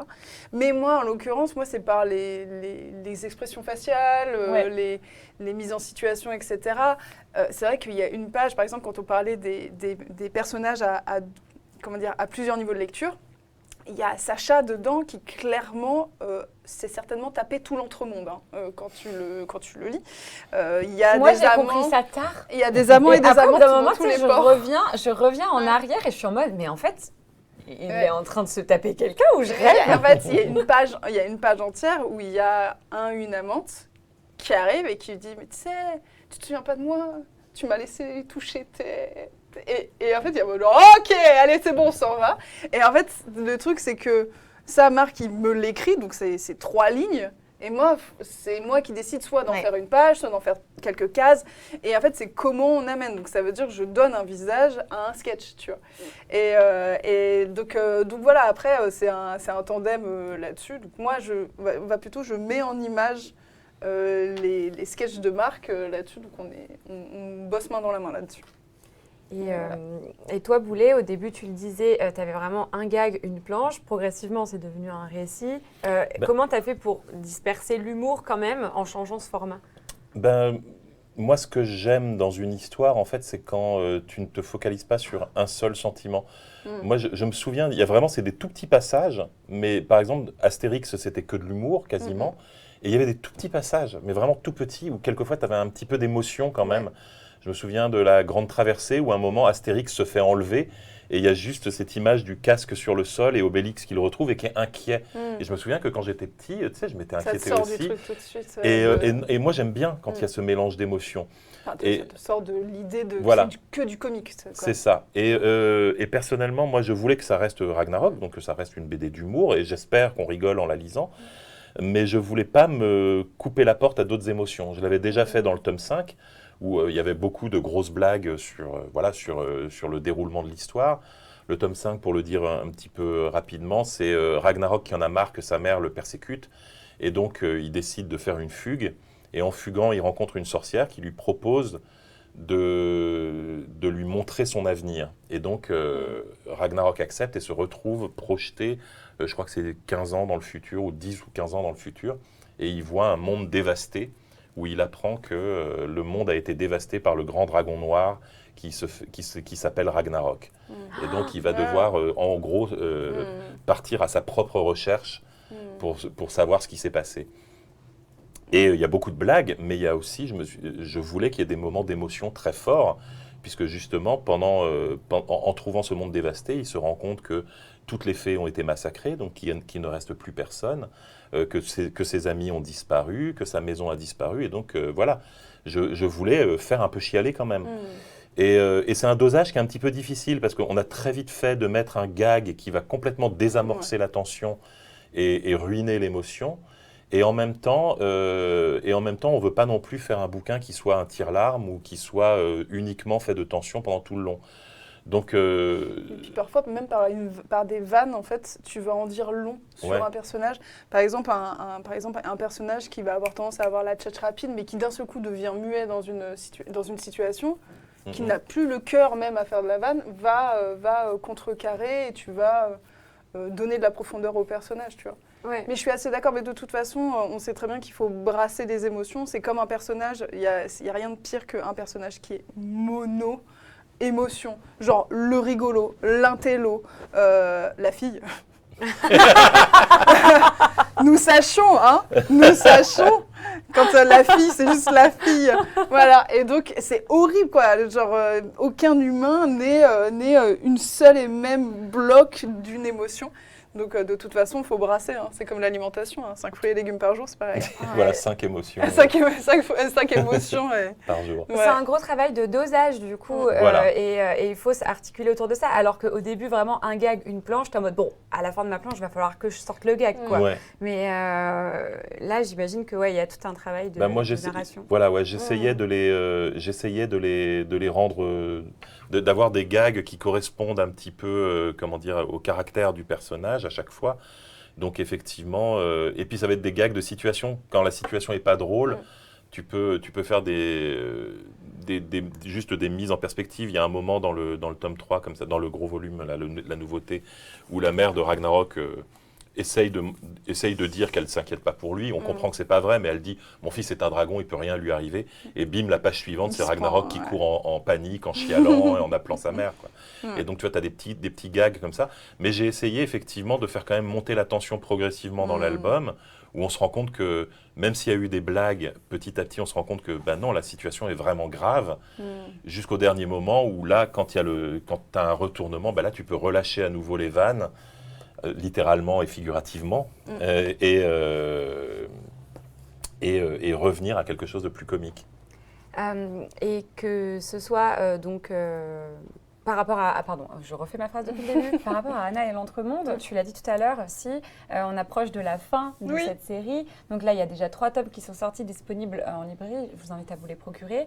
Et il y a un tome qui est prévu pour avril. On n'a pas de date précise. Comment tu te sens à l'approche de la fin de cette aventure? Dire adieu à tes personnages, à vos personnages, à Marc et toi? Pour l'instant, je n'ai pas terminé. Donc en fait, le truc, c'est que je suis pas du tout nostalgique. Ça veut dire que moi, je ferme des portes en me disant, c'est pas grave, il y en aura d'autres qui vont s'ouvrir. Mais c'est vrai que c'est la première fois qu'on a créé un univers et un personnage qui nous appartient pleinement. Radium Girl, c'était des personnages que j'ai créés sur des personnes qui existaient. Donc en fait, j'ai transposé ce que je pensais croire d'elles dessus. Là, on les a modelés complètement, on leur a donné un visage, une histoire, etc. Donc, je pense que ça va faire un petit pincement au cœur, on le sait. Il en reste que ça a été 5 ans de travail absolument incroyable. J'en parle au passé alors que je suis encore en train de faire les retouches qui sont le truc le plus chiant qui existe dans les étapes de la bande dessinée. Tout le fun est fini. Maintenant, il n'y a que du chiant. Mais donc voilà, c'est vrai que ça va être quelque chose. À l'arrivée, j'ai calculé, j'aurais fait 370 planches de bande dessinée en faisant cette histoire. Mais ça va nous faire bizarre, c'est sûr. Mais aussi, ce qui me rend triste pour l'instant, c'est-à-dire que pour l'instant, enfin triste, en fait, c'est le fait de travailler aussi avec Marc qui a été aussi. Alors, je ne dis pas, il ne décède pas. Hein, Petit temps sorti trop tôt. Mais non, mais c'est juste qu'on a prévu de faire d'autres choses dans chacun de nos côtés. Peut-être qu'on retravaillera ensemble, mais sur Anna, sur cet arc-là, vu que c'est une histoire qui a une fin, en fait.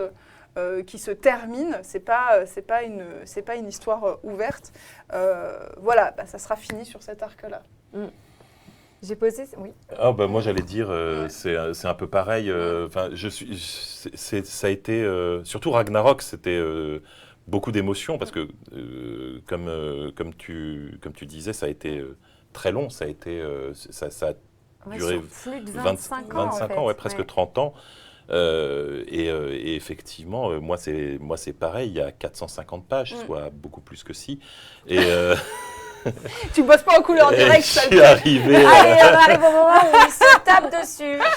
Et quand je suis arrivé à la fin de l'album, j'ai eu envie d'écrire un épilogue. Et j'ai fait vraiment un épilogue qui n'avait pour moi pas d'autre but que de dire vraiment moi au revoir au personnage. Et j'ai un peu pleuré en l'écrivant, pour de vrai. Pour de vrai, j'étais super ému en l'écrivant. J'ai versé ma petite larme moi-même, j'espère que... Et des gens m'ont dit que ça leur avait fait la même chose. Mais ce que tu réalises très vite, heureusement, parce que sinon on ne ferait jamais rien d'autre, c'est que tu pleures en fait un processus, tu vois, mais que l'œuvre, elle reste. Elle est là. Et donc il y a un côté, maintenant, moi je suis content parce que j'ai fini Ragnarok, c'est un truc qui a un début et une fin. Et donc, alors que c'était pas le cas. Voilà, en plus, c'était une opportunité qui est revenue c'était inachevé. Donc, je suis très heureux et fier d'avoir pu le finir. Et maintenant, il peut vivre sa vie, tu vois. Et ça part entre les mains des lecteurs et des lectrices après. Quand tu l'as fini, il disparaît pas. Et au contraire, il a sa forme finale. Donc, puis tu les revois régulièrement en dédicace. Exactement. Tu les redessines régulièrement en dédicace, tout ça. Oui, c'est vrai. Oui, c'est vrai. C'est touchant en vrai, s'approcher de la fin d'une œuvre comme ça. J'ai pas vraiment de cas similaires me concernant, mais j'imagine. La fin d'un gros projet que tu as peut-être mené. Oui, probablement que ça doit s'y rapprocher. J'ai posé cette question hier pour l'émission avec Myrion Mal et Salomé Lahoche. J'aurais demandé si leurs univers se rencontraient, ce qui se passerait. Moi, je me suis demandé si Ragnarok rencontrait Anna ou si Ragnarok arrivait dans l'entremonde ou si Anna arrivait dans l'univers de Ragnarok. Qu'est-ce qui se passerait? Vous en pensez quoi? Ce qui est marrant avec l'histoire de l'entremonde, qui est un peu la cuvette de tous les mondes, c'est que ça n'exclut pas que... Ça n'exclut pas que ça... Puisqu'en plus, dans Ragnarok, on parle un petit peu à un moment de dimension parallèle. Donc on comprend qu'il y a plusieurs mondes. Donc c'est même pas complètement déconnant dans la cosmogonie des deux univers qui puissent se rencontrer. Ça ferait un univers très étrange parce que je sais pas s'il y a est-ce qu'il y a des prédateurs géants dans le monde d'Anna et l'entremonde? Alors non, moi j'en ai pas dessiné. Mais est-ce qu'il y a de la magie, tu vois? Non, il n'y a pas de magie dedans. Il n'y a pas de magie. Il n'y a pas de magie. Il n'y a pas de magie, mais le Claudin, il fait comment? En fait, oui, mais c'est le principe, tu sais, genre, c'est comme, il peut avoir une utilisation, par exemple, de miroir via la peau. Tu sais, genre, vu qu'il est transparent, ça peut être des miroirs via la peau. Voilà. En fait, ça, c'était vraiment le truc important. J'avais dit, la magie, on fait hyper gaffe avec ça parce qu'en fait, moi, je sais que ça pouvait partir vraiment en latte, il faut le circonscrire. Et sinon, là-dessus, il n'y a pas vraiment de magie. Donc, ça veut dire que s'il y a quelqu'un qui arrive avec de la magie, en fait, ça s'annule peut-être dans l'entremonde, tu vois. Genre, elle serait bien dans la merde, Najette.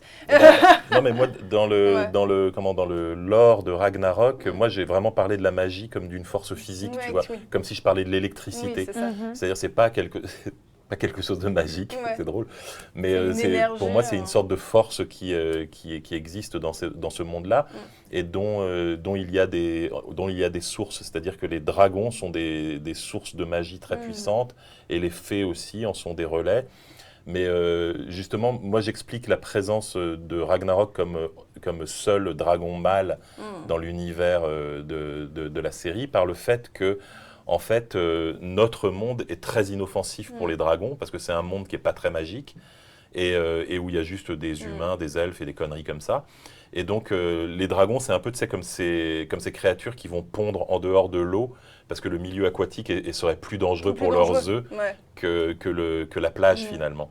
Et donc, pour moi, les dragons, c'est un peu ça.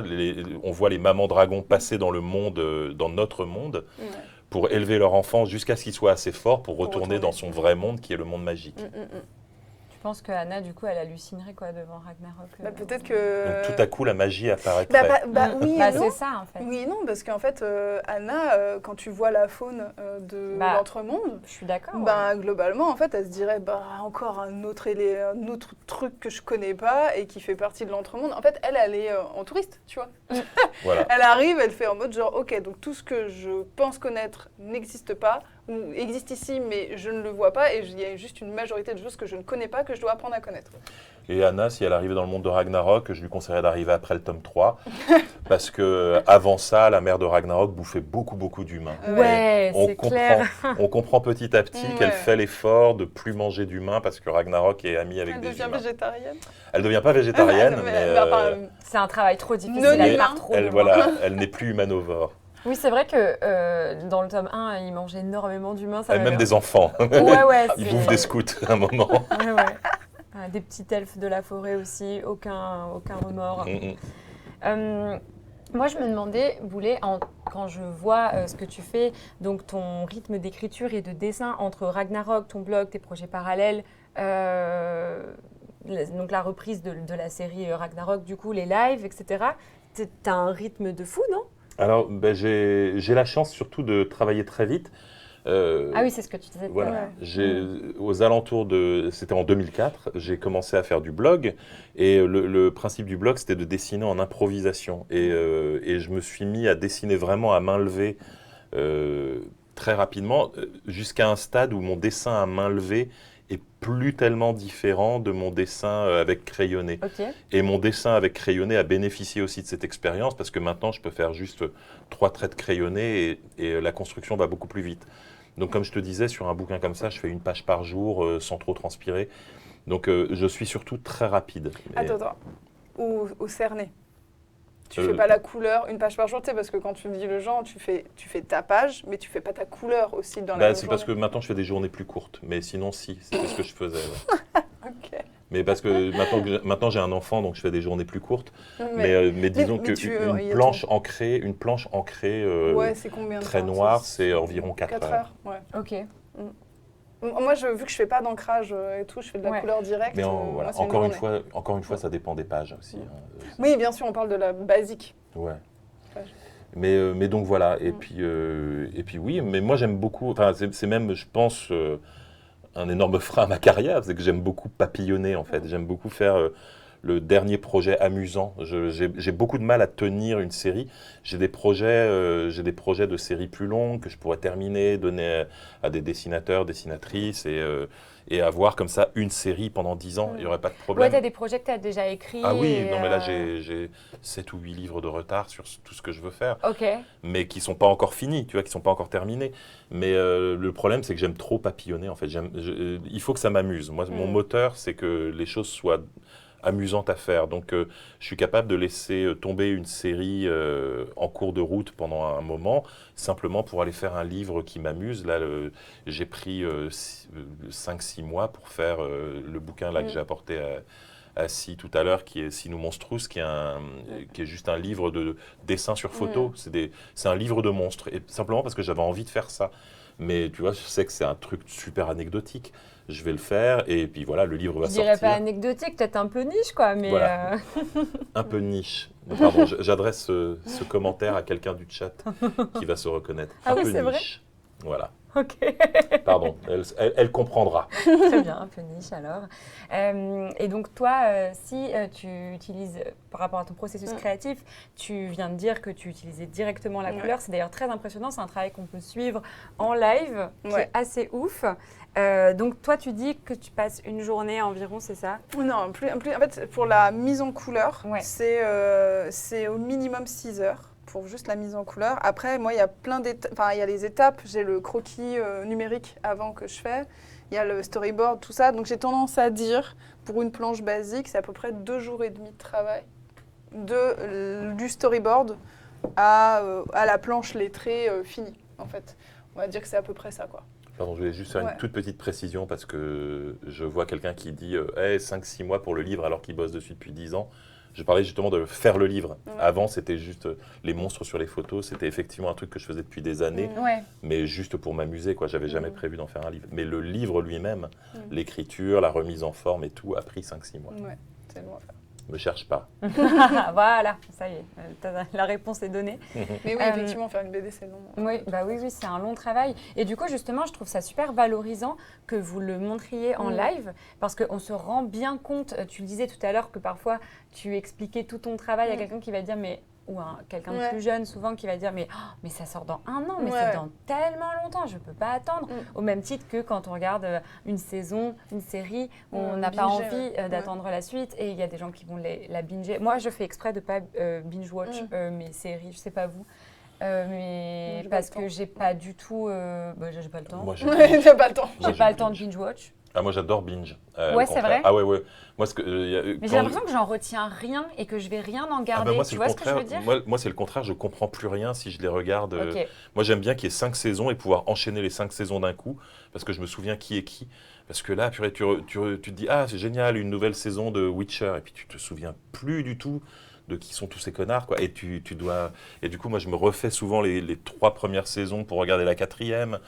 Et là, pareil, il va y avoir Stranger Things qui va reprendre. Et je me souviens plus du tout. Moi, j'ai lâché. Hein. Ils m'ont trop saoulé. Hein. C'est bon. Moi, je regarde pas de série. Moi, ce qui me fait rire, c'est que ils essayent de garder la vibe Stephen King avec des enfants à vélo, sauf que maintenant, ils ont 40 ans. Non, j'exagère, mais tu sais, t'as des gars, ils sont larges comme ça, puis ils sont sur des vélos d'enfants. Sur l'affiche, j'ai hâte de voir ce que ça va donner. J'ai à la limite donnez-leur une voiture. J'avoue, des petits scouts là. Mais c'est vrai que non, j'ai du mal à binge parce que j'aime bien savourer. Il y a quelqu'un dans le chat qui dit « Ah là là, les BD, j'aime bien les savourer ». Moi, j'avoue que les BD, je les dévore pas, quoi. Vraiment, je me force à pas trop passer les pages pour me dire que je vais passer plus de temps et regarder les détails. Alors, c'est drôle parce que moi, je sais que quand une BD, je trouve que c'est bon signe quand quelqu'un fait ça. Parce qu'en fait, il est emporté par le je me force à pas le faire pour le coup. Mais en fait, moi, après, le truc, c'est que moi, quand je me fais emporter par le choix et que je veux le lire, parce que je suis vraiment très en attente du truc, je me dis c'est une très bonne histoire. Après, j'ai tendance à reprendre et après, je scanne un peu en mode genre, ah le bâtard, ah comment c'est beau ça, ah hyper malin, comment il a fait ça, puis comment il l'a passé et tout. Mais c'est vrai qu'il y a des moments, en fait, le pire pour nous, c'est quand il y a une nouvelle BD qui sort et que les gens... ils viennent de l'acheter, donc ils attendent pour la dédicace et ils la lisent entièrement dans la file. Et t'es en mode genre, putain, t'es en train de lire très vite en plus pour pouvoir nous en parler. Et moi, à la fin, je dis, tu la relis, hein. Tu la relis, hein. Tu rentres chez toi, tu la relis.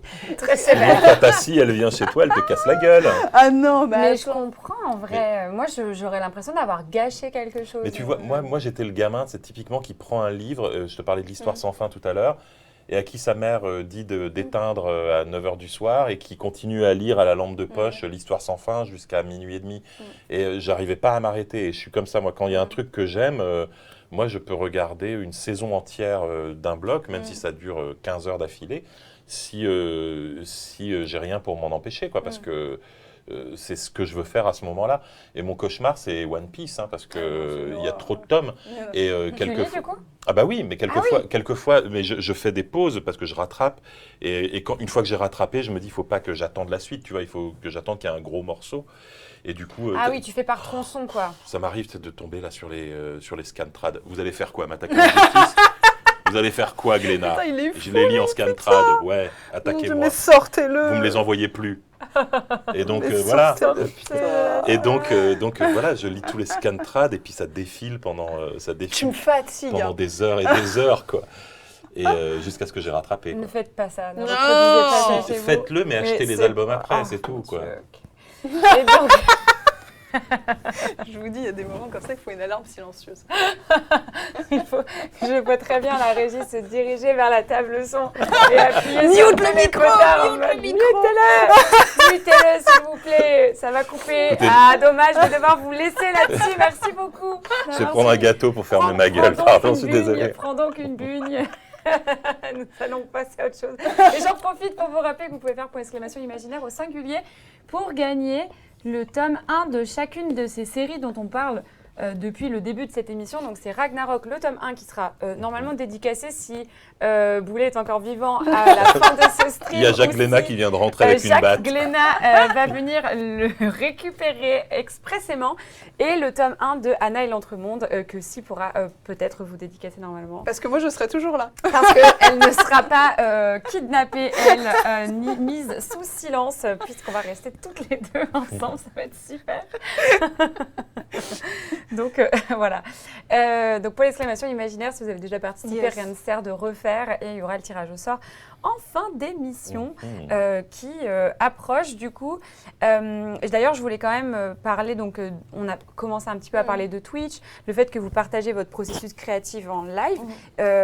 Vous disiez que vous étiez forcément plus lent et c'est normal puisque vous parlez au chat, vous avez des interactions avec les gens, etc. Même on avait fait, ça avait été le sujet de cette table ronde au Frames Festival à Avignon où l'ODEM qui est artisane et qui fait des poteries, pareil, elle dit mais moi aussi quand je suis en live je suis tellement plus lente à faire mes poteries, mais il y a aussi beaucoup de positifs, de réception par le public. En quoi ça vous apporte quelque chose de chouette Twitch? En fait moi je suis pas si plus lente que ça. Ok. Parce qu'en fait quand Elle t'es en maîtrise live, son public et donc mais pas du tout, c'est juste que je suis efficace. voilà. C'est juste que en fait je sais que quand je fais une planche et que j'ai pas le stream, je peux être, tu sais, genre, faut que je réponde à ce mail. Je fais ça. J'ouvre Instagram. Je scrolle sans m'en rendre compte pendant 20 minutes et je me réveille en me disant, oh putain. Et tout. Ça fait 20 minutes Ouais, ça fait 20 minutes, tu t'en rends pas compte, tu vois. Et au moins, en fait, je me dis, quand je suis en stream, souvent, c'est surtout l'après-midi parce que quand je stream le matin, je peux pas finir la planche, c'est pas possible. Mais souvent, l'après-midi, quand je lance et que j'ai déjà posé ma planche, mis mes gouttières, passé mon crayonné, etc., je sais que je peux la terminer le soir. Et aussi, il y a la carotte des gens, c'est que les gens me disent le scotch. Enlève les scotch de gouttière, je t'en supplie. Les gouttières, c'est l'espace entre les cases pour ceux qui ne connaîtraient pas le terme technique. Et en fait, moi, j'utilise un scotch pour en fait, que les gouttières ne soient pas tachées par l'encre. Et en fait, quand je les enlève, mais je pense qu'il y a des gens qui sont un peu fébriles. Mais normalement, il y a, je crois qu'on avait joint au runner une vidéo, il me semble. L'ASMR, en fait, je fais des vidéos ASMR sur ma chaîne, sur mon compte Instagram. Et là-dessus, top, merci. Alors non, ce que moi, voilà, très bien. Et en fait, c'est vrai que là-dessus, donc je montre toutes les étapes et tout. Bon là, je pense que vous n'avez pas le son parce que pour des raisons de copyright. Non, même pas. Même pas. Non, mais je n'importe quoi. Mais non, mais pour des raisons que ça va être chiant pour vous. Mais c'est vrai que là-dessus, en fait, vu que la communauté est habituée, et en fait, la communauté aime les routines. Ils aiment quand il y a ça, à la fin c'est fini, en fait ça me donne moi la gouache. Puis surtout, je relève la tête, il est 17h, j'ai fait un tunnel sur je ne sais quoi en live sur Twitch. Je suis en mode genre, il faut que je me bouge un peu le cul là, il faut que je termine ma planche du jour. Donc voilà, c'est vrai que c'est un truc... c'est un truc que j'aime bien, puis c'est surtout, c'est vrai que c'est ce que disait Boulet, en fait qu'il y a un côté extrêmement... on est des espèces d'ermites, alors que moi, j'ai jamais tenu à être ermite. Moi, je suis extravertie au possible. J'ai besoin d'avoir les autres pour alimenter ma jarre à énergie, vraiment. Et en fait, ça donne un espèce de palliatif, tu vois, genre de pouvoir discuter, réagir. Et puis aussi... alors, n'allez pas croire qu'en stream, on ne parle que de nos planches, etc. On parle de plein d'autres trucs, des trucs complètement variés. On va parler de, je sais pas, de BTP, évidemment. De bouffe, de n'importe quoi. Mais comme moi, quand je joue à un jeu vidéo sur Twitch, tu crois que je parle que du jeu? Mais ça, moi, je comprends pas comment vous arrivez à le faire. Parce que autant nous, on fait nos planches et c'est notre tâche en fond. Toi, je sais pas comment tu arrives à interagir avec le jeu, lire le jeu et répondre au chat en même temps. C'est pareil en vrai. Tu splits le cerveau. Non, c'est la même chose. C'est pareil que vous. Moi, je fais du jeu aussi. Je fais aussi du jeu de temps en temps. Donc, mais alors moi, c'est quand il y a des moments trop d'action. Tu sais, du genre, tu joues à Red Dead Redemption et puis tout à coup, il y a des gens qui commencent à canarder et je suis au milieu d'une phrase et puis jusqu'à la fin de la bagarre, je suis comme ça en temps suspendu. Et après, tu es en mode genre, tu tournes la tête, il y a 15 pages de trucs qui sont déroulés. Tu es genre, bon, c'est pas grave. Mais tu as raison sur le fait que ça donne un cadre, une routine. Moi, je sais que pour Ragnarok, j'aurais probablement moins bossé dessus si j'avais été en solo parce qu'il y aurait des journées où j'aurais fais autre chose. Le fait d'avoir un live tous les jours, ça me donnait un cadre. Mais pendant ce cadre, je travaille plus lentement parce que voilà, j'arrête pas de parler. Il y a des gens qui me posent des questions de dessin. Je vais prendre un papier, leur expliquer un truc. Quand tu commences à devoir dire « Attends, je vais te montrer » et que tu prends un papier, c'est terminé. Voilà. Tu sais que tu as un tunnel de 25 minutes. Ouais, puis même des blagues. Et quelquefois, on se met à raconter des conneries. J'ai fait un tunnel de 25 minutes sur Christian Clavier dans les backrooms. Tu vois, donc, qu'est-ce que tu veux ? Les gens viennent pour le dessin, ils restent pour les imitations. Ouais, en fait. Mais c'est vrai ce que tu dis, en fait, d'une certaine manière, parce que je pense que s'il y avait juste cet aspect dessin, vous construisez une espèce de personnage, vous donnez du cœur à ce que vous faites et du sens, etc. Et je pense que c'est Christian Clavier qui fait que les gens tout à fait, évidemment. en partie, Quel tu vois. enfer, j'y ai pas assisté à celle-là. D'une certaine manière, finalement. Mais quel dommage que j'ai pas assisté à ça non plus, pourtant. Écoute, j'espère que ça a été clippé. Je regarderai sur twitch.tv/bouletcorp. Oui, complètement. Et twitch.tv/YesI, donc YEAHCY pour les suivre tous les deux sur leur chaîne Twitch respective, voilà, puisque nous sommes collègues streamers, bien évidemment. Et en plus, toi, en gros, tu fais la Pomodoro technique. Où du coup tu vas t'empêcher ce temps de scroll dont tu parlais, où tu vas t'empêcher de digresser, de parler d'autres choses, etc. Donc finalement tu avances. Et est-ce que aussi vous avez... moi je pense que quand vous êtes auteur et que vous êtes streamer aussi en parallèle, vous donnez du corps à votre image en tant qu'auteur, et du coup j'imagine ça génère de l'engagement, et donc il y a des gens qui vont être amenés à venir en dédicace, à acheter vos livres, à offrir vos livres aussi, et à en parler, etc. Et pour moi, c'est une espèce de cercle vertueux, parce que moi, quand j'en parle en live, je le vois bien aussi, les gens vous connaissent, tu vois, et vous êtes une grosse partie de la catégorie art sur Twitch, quand même. Donc, sur la partie française. Sur la partie française, bien sûr. Mais en fait, c'est vrai que c'est un entonnoir. Ça veut dire qu'il y a les communautés. Et en fonction de l'engagement, en fait, Twitch, c'est le maximum de l'engagement qu'on peut avoir sur une communauté.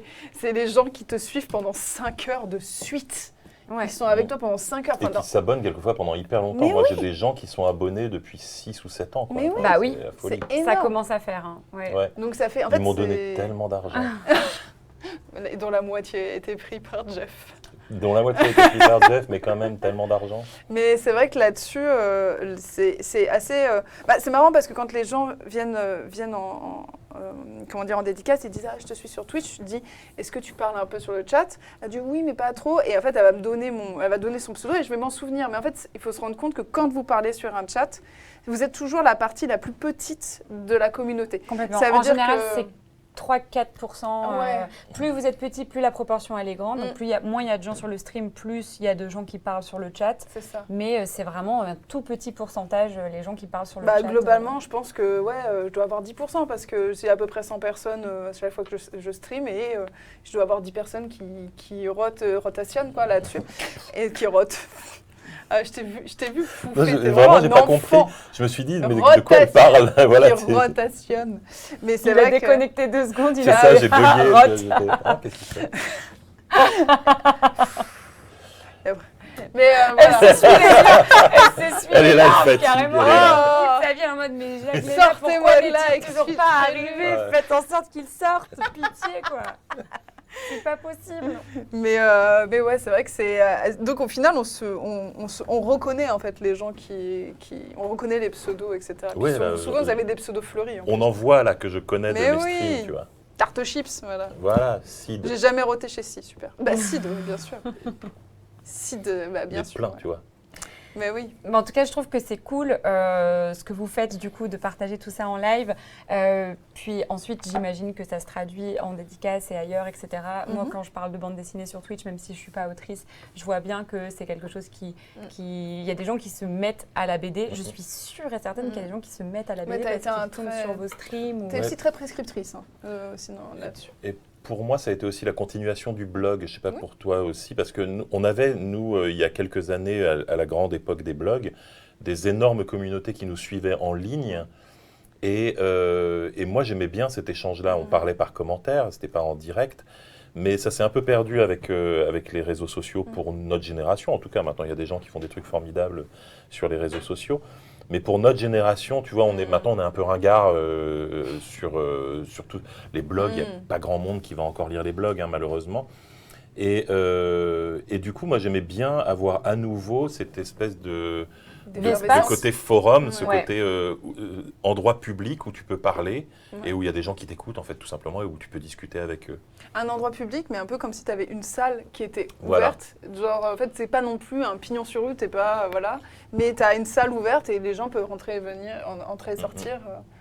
Et casser le côté sur une estrade et inaccessible, quoi. D'ailleurs, tu parlais du fait que vous étiez une grosse partie de la... Enfin, je parlais du fait que c'était une grosse partie de la catégorie art sur Twitch, mais tu as précisé en France.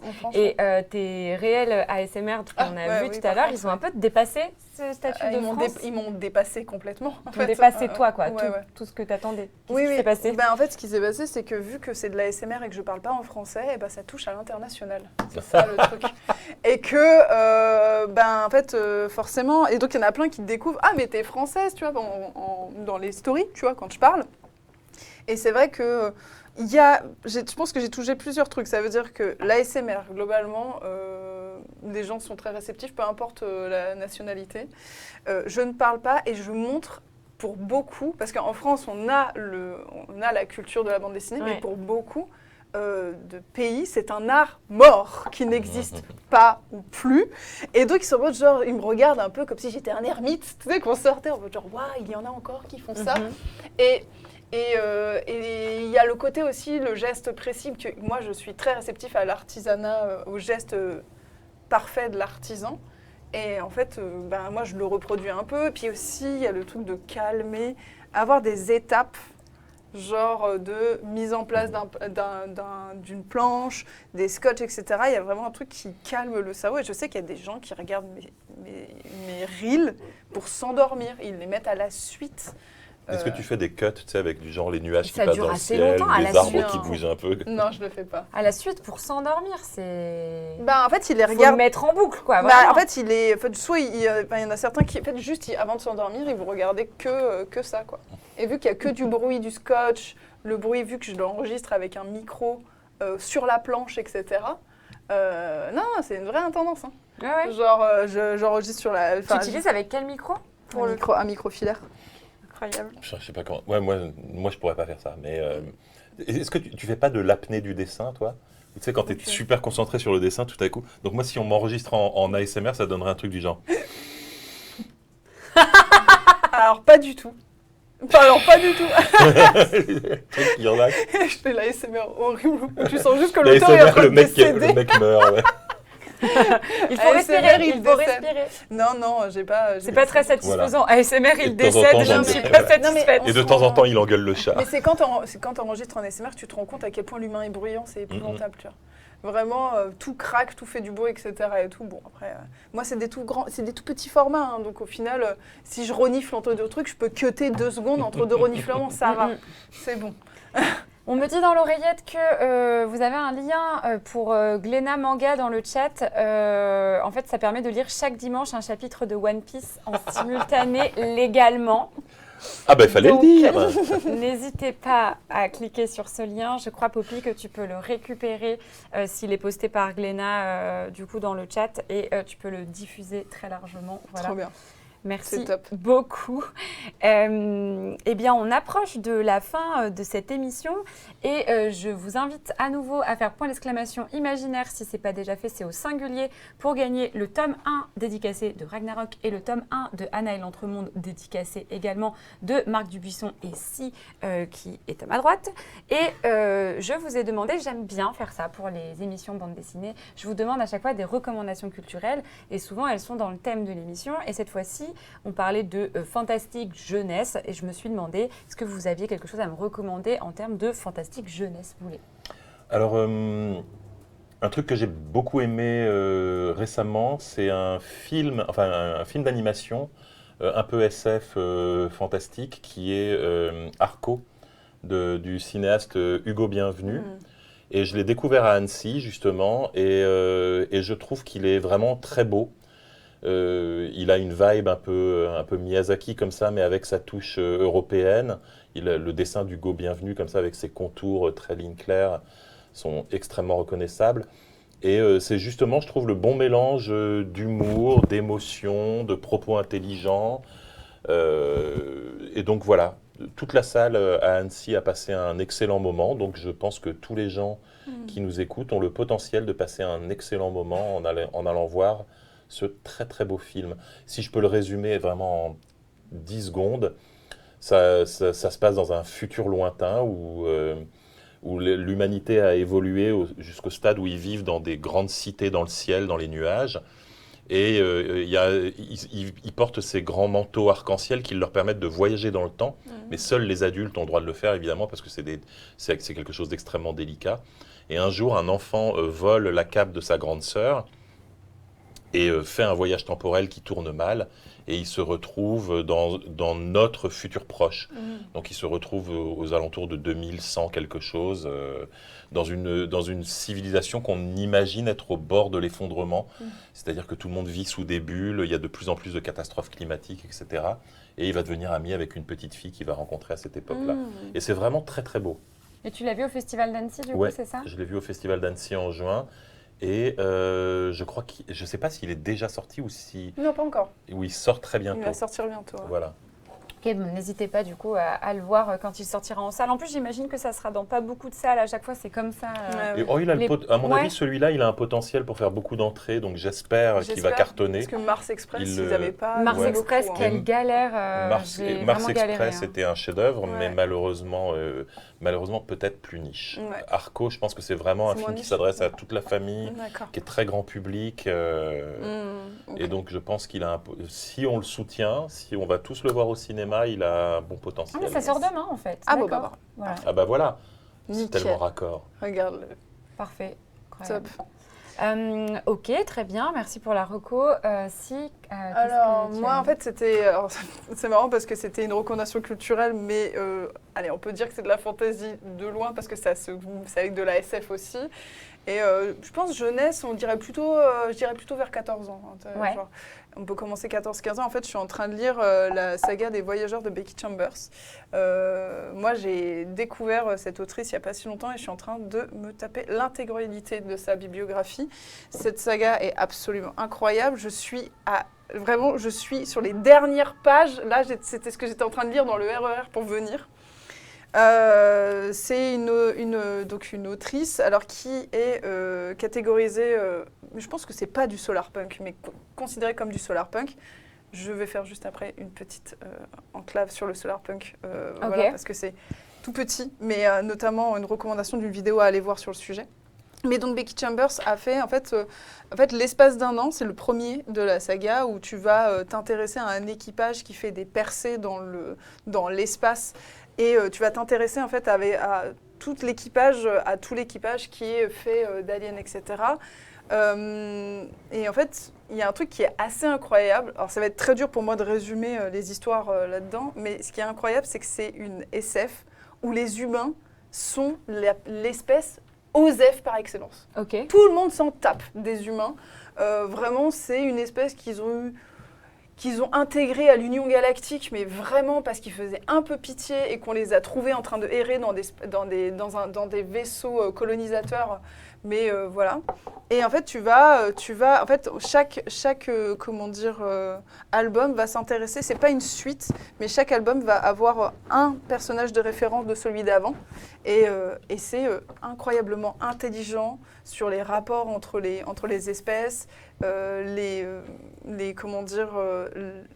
exemple, l'Exode, Archives de l'Exode, c'est sur notre futur à nous. Et c'est tellement intelligent sur comment on a dû quitter notre planète dans des vaisseaux colonisateurs. Et en fait, ils ne savaient pas vers où ils allaient. Et donc, comment leur vaisseau a dû marcher sur devenir une petite planète en elle-même, etc. Becky Chambers, c'est incroyable. Elle a fait Psaume pour les recyclés sauvages et Prière pour les cimes timides, aussi incroyable. Ok, merci beaucoup. Après, tu reprends sur le Solarpunk, du coup, parce que tu n'as pas encore parlé de la reco. Mais on a eu un gros raid. Merci beaucoup, Onutrem, pour le raid. Vous arrivez en fin d'émission, mais je peux quand même vous faire un petit récapitulatif pour les personnes qui viennent de débarquer. Ouais. On est en présence de 2 auteurs de bande dessinée qui sont aussi streamers sur Twitch, comme moi et comme Onutrem. Et donc, je suis avec Boulet et avec Si. Si est l'autrice-dessinatrice aux côtés de Marc Dubuisson de Anna et l'Entremonde, qui est une aventure pour l'instant en 3 tomes, qui sera en 4 tomes. Le 4 tomes sortira courant avril, normalement 2026. Et Boulet, du coup, est l'auteur de la saga série, je ne sais jamais en fait, Ragnarok, que vous avez peut-être découvert comme moi dans Cho à l'époque, et qui revient avec un tout nouveau tome, avec une toute nouvelle aventure, si vous aviez envie de reprendre cette série ou de la découvrir, voilà. Donc on était en train de parler globalement de livres fantasy, de jeunesse, et on approchait la fin de l'émission, et donc à chaque fois je demande des recommandations culturelles de la part de mes invités. Boulet nous a recommandé Arco, qui est un film d'animation qui sort demain au cinéma si vous avez envie d'aller le voir. Et du coup, Si était en train de nous parler de Becky Chambers, qui est une autrice de SF. De SF. Et en fait, juste le petit point sur le Solarpunk, c'est que j'ai vu une vidéo. Alors moi, j'ai commencé à découvrir le Solarpunk. Et en fait, j'ai vu une vidéo très intéressante de Bolchegeek, il a fait une vidéo pour l'humanité sur le Solarpunk. Et je vous incite vraiment à aller la regarder en fait, se méfier un peu de ce terme, Solarpunk, qui peut être un terme fourre-tout, il faut faire attention, etc. Donc voilà. Mais de toute façon, Becky Chambers, Solarpunk ou pas, peu importe, il faut le lire. C'est hyper intéressant, hyper intelligent. C'est un bonheur et je n'ai envie de dire que ça. Ouais, c'est incroyable. Merci beaucoup pour cette reco. Moi aussi, j'en ai une. J'ai mis Réponse, la série. Parce que en ce moment... Il y a une réponse, la série, c'est... Oui. Sérieux? En gros, en ce moment, je regarde ça. Moi, j'aime trop les Disney, l'univers Disney, etc. Je suis hyper fan. Et en fait, en 2010... c'est joli. C'est magnifique. En 2010, juste après les événements du film Réponse que vous connaissez, eh bien... Réponse revient dans la famille royale et en fait elle retrouve ses parents et elle reprend sa destinée, en fait, sa destinée de princesse du royaume de Corona, et donc elle est aux côtés de Flynn et de son assistante amie Cassandra, et elle a d'autres aventures. C'est juste magnifique, c'est hyper mignon, c'est trop joli. Elle récupère ses cheveux alors. Alors c'est expliqué au tout début, il explique canoniquement pourquoi elle récupère ses cheveux, et c'est après Frozen alors. Et parce qu'on la voit dans Frozen avec ses cheveux courts. C'est vrai qu'on la voit dans Frozen. Mais en fait, ils expliquent... Moi, je pense que l'explication, elle est toute simple. C'est qu'ils préfèrent voir une belle réponse avec ses grands cheveux blonds qui arrive à faire des trucs grâce à ses cheveux. Qui a une liane en guise de cheveux. Complètement, puisque de toute façon, c'est la princesse du royaume. Donc là, elle a une aventure de ouf qui l'attend. Donc je pense que c'était plus pratique pour eux qu'elle ait ses cheveux. Tout simplement. Donc ils l'expliquent en effet, le pourquoi du comment finalement c'est revenu. Mais voilà, je vous invite à la regarder. Cette série est vraiment trop cool. Je la regarde le matin avec mon petit café. Trop chouette. Je passe toujours un bon moment, et en plus Pascal est juste hilarant. J'adore Pascal, c'est mon shitty friend de Disney Princess préféré. Je l'adore. Je peux te faire une recommandation Disney. Ouais. Si vous avez Disney+, il faut que vous cherchiez dans Disney+, Far From the Tree. Ou alors, mais bien sûr, mais je l'ai vu, bien évidemment, ou alors, mais pas qu'une fois. En français, Dans ses pas, parce que c'est le film réalisé par ma femme, par mon épouse, et c'est le plus beau film Disney du monde. Donc voilà. C'est une petite histoire de 7 minutes avec des ratons laveurs, et je vous encourage à aller découvrir ça pour faire plein de vues pour mon épouse qui n'en a que quelques dizaines de millions et qui du coup serait un peu triste sans ça. Bien évidemment. Mais oui, allez le voir. En fait, c'est grâce à toi que je suis allée le voir. Déjà, quand je me suis abonnée à Disney Plus pour la première fois, j'ai rattrapé tous les courts-métrages de la plateforme, genre Piper et compagnie. Là, c'est trop joli, super beau. Puis après, j'y allais plus forcément, et j'ai vu ton tweet où tu repartageais. Et en effet, c'est très bien, allez le voir. En effet, notre recommandation. Ça s'appelle Far From the Tree, loin de l'arbre, ou en français, ça a été traduit par Dans ses pas. Voilà. Donc n'hésitez pas à aller le voir. C'est le moment pour nous de faire le tirage au sort des gagnants des dédicaces. Je le rappelle, avec point d'exclamation imaginaire au singulier, vous aviez la possibilité de gagner le tome 1 dédicacé de Ragnarok par Boulet et le tome 1 dédicacé par-ci, donc de Anna et l'entremonde. Qu'elle a... Elle me jette de mépris. Il est tombé aux côtés de Marc Dubuisson. Donc voilà, pour l'exclamation imaginaire au singulier, normalement le tirage au sort va avoir lieu dans quelques instants. Je vous remercie infiniment, mais en fait je viens de me rendre compte que je ne vous ai pas demandé ce que c'était vos projets pour la suite. Donc si toi tu as... Terminer le tome 4 déjà. Voilà. Terminer le tome 4 c'est déjà pas mal, mais après j'ai des projets, mais pour l'instant c'est extrêmement flou. Voilà. Ok. Donc je ne peux pas trop en parler pour le moment. Mais de la bande dessinée, vous inquiétez pas. Je vais pas me lancer dans un spectacle de claquettes. Après, Oh non, Je serai là, premier rang, avec du popcorn. je serai là moi aussi. Voilà, peut-être un projet perso, peut-être autre chose, on verra bien. Ok, Boulet. Alors moi j'ai toujours 12 casseroles sur le feu, donc je vais essayer d'aller un peu vite. Je refais un donjon là normalement, il y en a un qui sort en janvier, je suis déjà sur le suivant. Normalement je devrais pas tarder à commencer le tome 2 de ma série Beowulf avec Zach Weiner-Smith au scénario qui est sorti chez Albin Michel. J'ai en janvier un livre qui sort qui est la version brouillon du scénario d'un livre que j'ai fait chez Delcourt qui s'appelle Bolshoi Arena. Donc c'est dessiné par quelqu'un d'autre chez Delcourt, mais là on sort un collector qui est le tome 1 de la série dessinée au brouillon et ça va sortir en janvier.